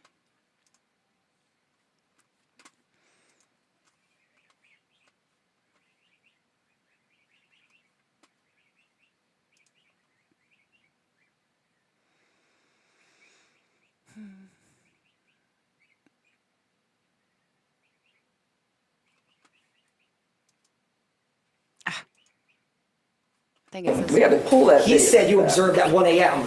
So let's be clear. I said what we observed on the video through investigation. So yes, when they looked at the video this morning after the staff realized they were gone, my investigators found that at 1 a.m. that's what happened. So no one was watching live video all night at the jail? I won't say no one was watching live video. Then how did nobody see them leaving the jail? There are over 900 cameras. How did nobody see them leaving the jail? There are over 900 cameras. I know, it's just, how did no one see a massive jailbreak? The why and how is part of the investigation. So we have interviewed, I think, all of our employees, and we are interviewing all of the residents of that particular pod as well. And then there's a lot of people that you've got to wade through their interviews to get down to the details of what happened. There was somebody on duty. Sheriff, a source told us that phone calls haven't been monitored over the past week, and escaped inmates were planning how they were going to get out through phone calls. Were y'all monitoring phone calls? We monitor phone calls all the time. There are 1,400 people in this jail, over the city council 1250 limit. So can you monitor every single person every day? No, we don't have the bodies to do that. But we do monitor, and we rely on tips, and we have an intelligence unit that monitors what's going on in the jail. There's a lot of things at any given time going on. But it's your job to monitor every single person in this facility every day. Visually, with our deputies on the pods. Yes. I did have a question. Okay, I got a problem already. So I can tell you what I've heard, and I don't know where it's at. From what I understand, the janitor helped them escape, and it sounds like they said they needed a power tool in order to do that. The guard that was watching on camera had stepped away to eat lunch. Number one, why isn't the guard who stepped away to eat lunch being covered by somebody else? The guards on the pod, usually there is at least 2 to 3 guards that sit in your pod with you, or there's like a tower of a glass thing that they look through with cameras. If there's one guard and he's on lunch and not watching, I mean, that's a problem. That's how this happened. They had time to scribble too easy above the sink and toilet, as we saw written on the wall in pencil, and that makes me think that this was faulty already. That, I mean, they can use like a part of the metal bunk bed to like try to get it away from the wall. It looks like it was not in there that good. I don't know. Or somebody pulling on it or whatever. Like, people go in there and they'll like bang stuff on it and do all kinds of crazy stuff. So you always have to check these things. They made it easy. And yeah, they had to talk to somebody over the phone to have a place to go to once they got out. Like, he ain't been on the run this long without help. The former sheriff, Marlon Gusman, he disputes the claims that there were a lot of... Right there. Too easy, LOL. That was written way before the jailbreak. And that was written there because it was already coming off the wall, in my opinion. And so they're taunting them, saying, you make this too easy. Like, it's coming off the freaking wall. And yeah, they used it to escape. Because y'all didn't check your shit. Issues here at the facility after he left. Do you stand by your statement about the issues with it? And also, we learned that you have a $14 million fund balance.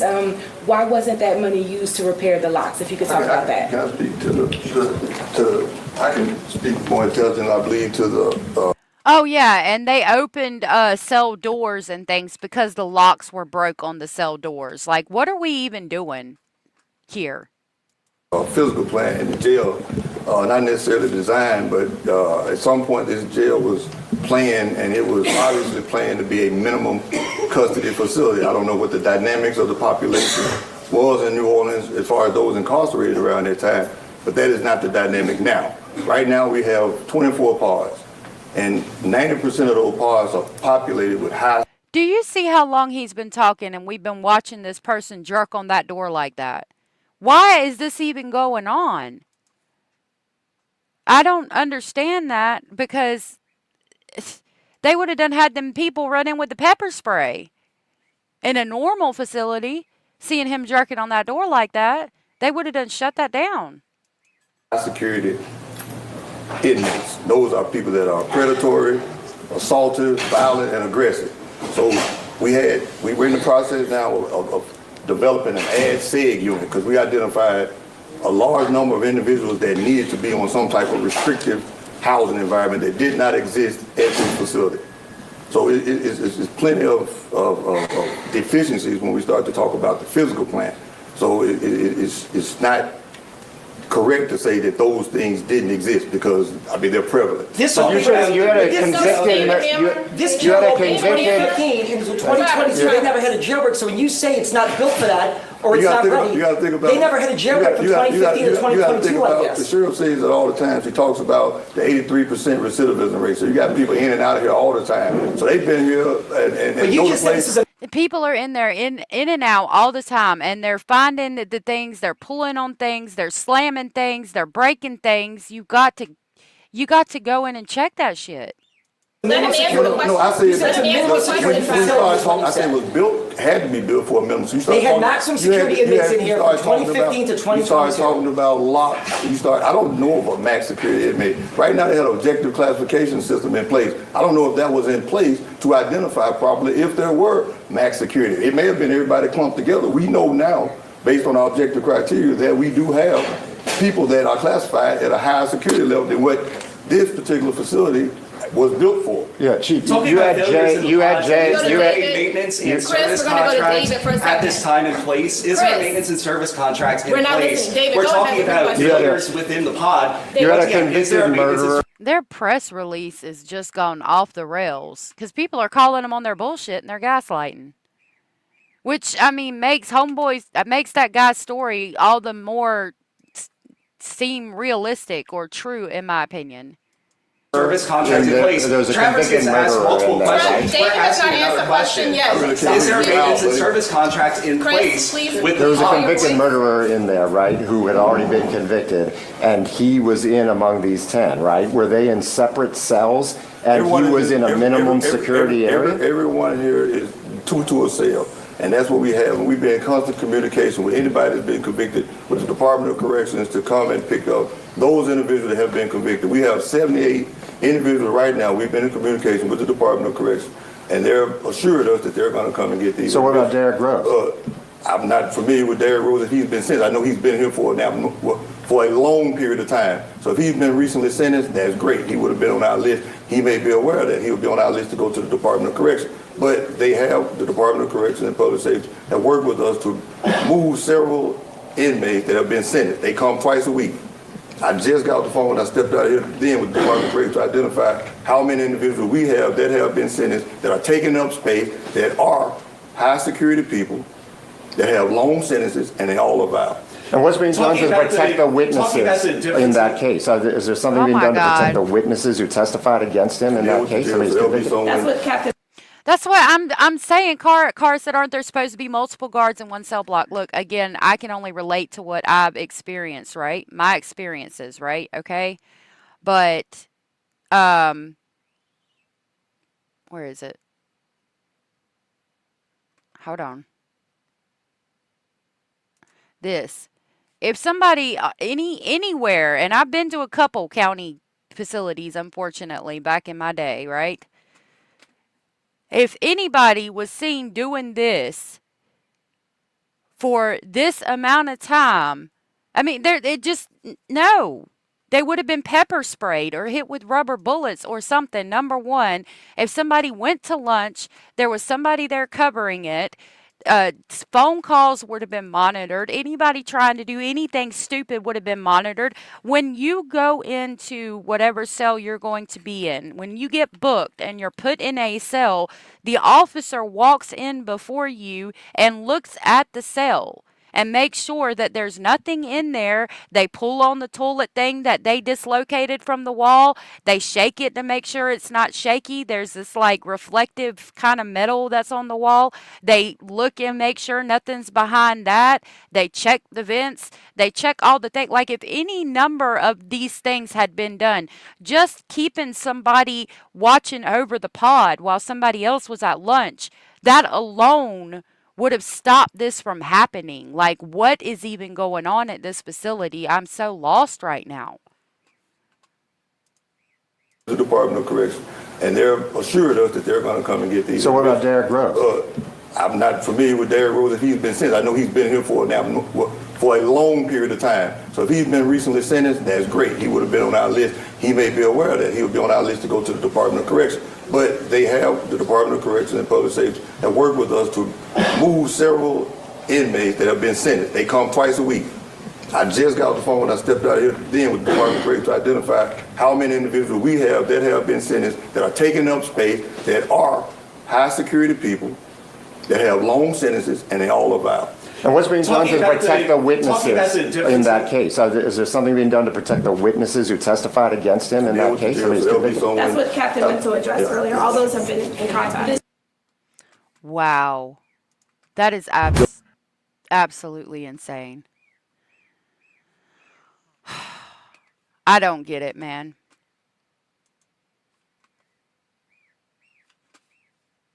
Let me see. Hold on a minute. Let me think.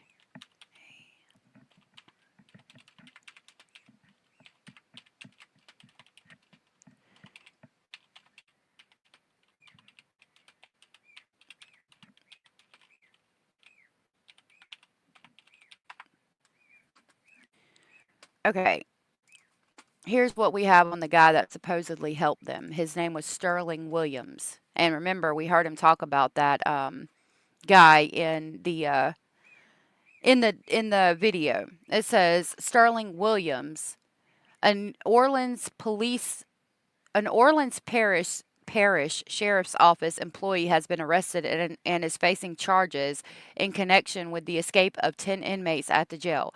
The employee, a maintenance worker named Sterling Williams, was booked on 10 counts of principal to simple escape and 1 count of malfeasance in office.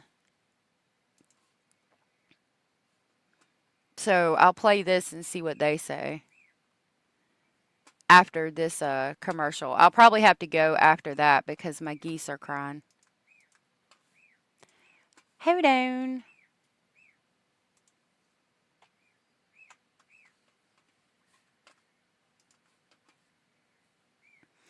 Hold on just a minute.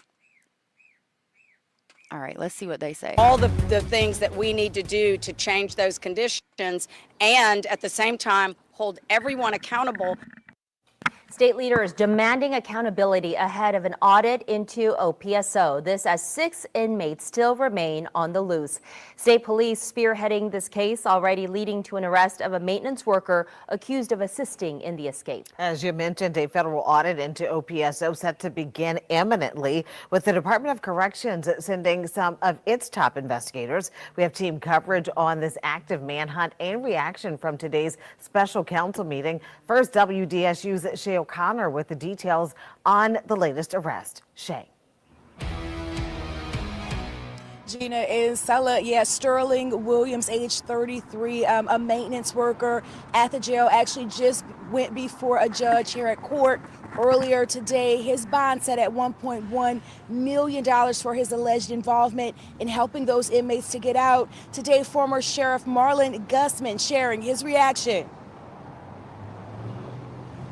You have to press the button. Former Sheriff Marlon Gusman says the arrest of Sterling Williams, a maintenance worker at OJC for about 5 years, symbolizes a potential breakdown. If he's worried about getting shanked or stabbed, he should have went immediately to his supervisor and then to hire if he needed to. That's after court documents reveal Williams admitted he shut off a water valve on the exterior of cell 6, helping 10 inmates to escape.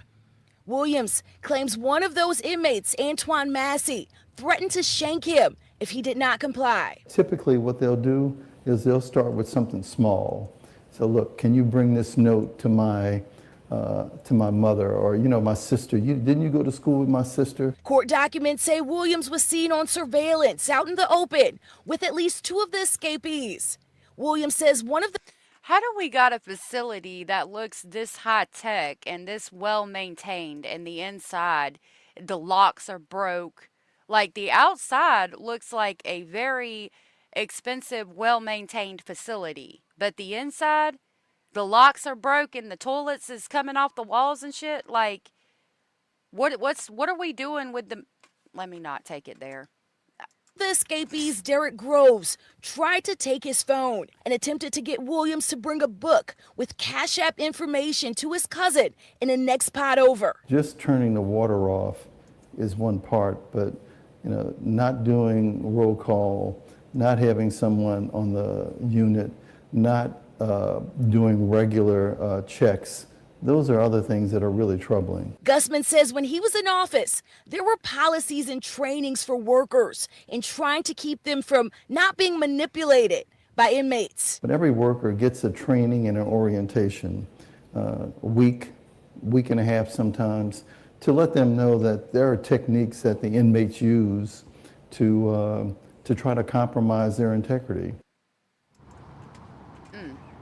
And those trainings that Gusman just mentioned are reportedly still in place at the jail. Now, there's an ongoing investigation into Williams's full involvement when it comes to that escape.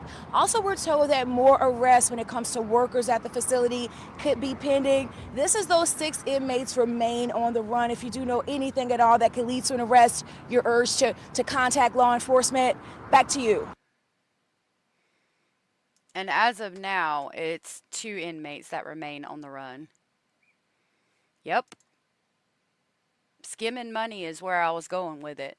We're making the outside look good for our benefactors and our government grants, but the inside is shit, and that tells me that allegedly speculating the corruption might run pretty deep. Dude could be right, I don't know. They say no police, all moonlight because they don't make enough money. I heard about a town a while back. It was where something happened, and the town was so small, and the police force was so small that literally nobody was working that night. Like there was not an officer working that night. That I can't remember where it was off the top of my head.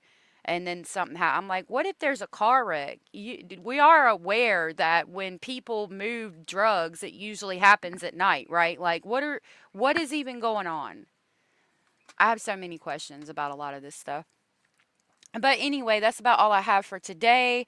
I will be back tomorrow, better planned and in a better mood. Not, hopefully, no more angry bunny for allegedly tomorrow. It'd certainly be something to talk about when you got back in. Yeah, it would. Yeah, it would. And it's good to see you, Rick. I don't know if I said hey to you. So, yes, tomorrow I will not be an angry bunny. Oh, I do need to let you know that I have an appointment in the morning at 9 a.m. So, I might be late. I'm planning on coming on time, but it just depends on how long this appointment takes. So, time may vary tomorrow. I watched shoplifting arrests and lots of the security people are off-duty cops. Really? Aw. Kalisa, I'm glad that we help you. You help us too. I loved hanging out and talking to y'all about these things. Y'all helped me today. Was kind of difficult for me today. I was just in a mood, I suppose. And y'all helped me too. Thank y'all for being here. If nobody has told you, you are important, you are enough, you are special, and you are loved. And I will see y'all tomorrow. Bye.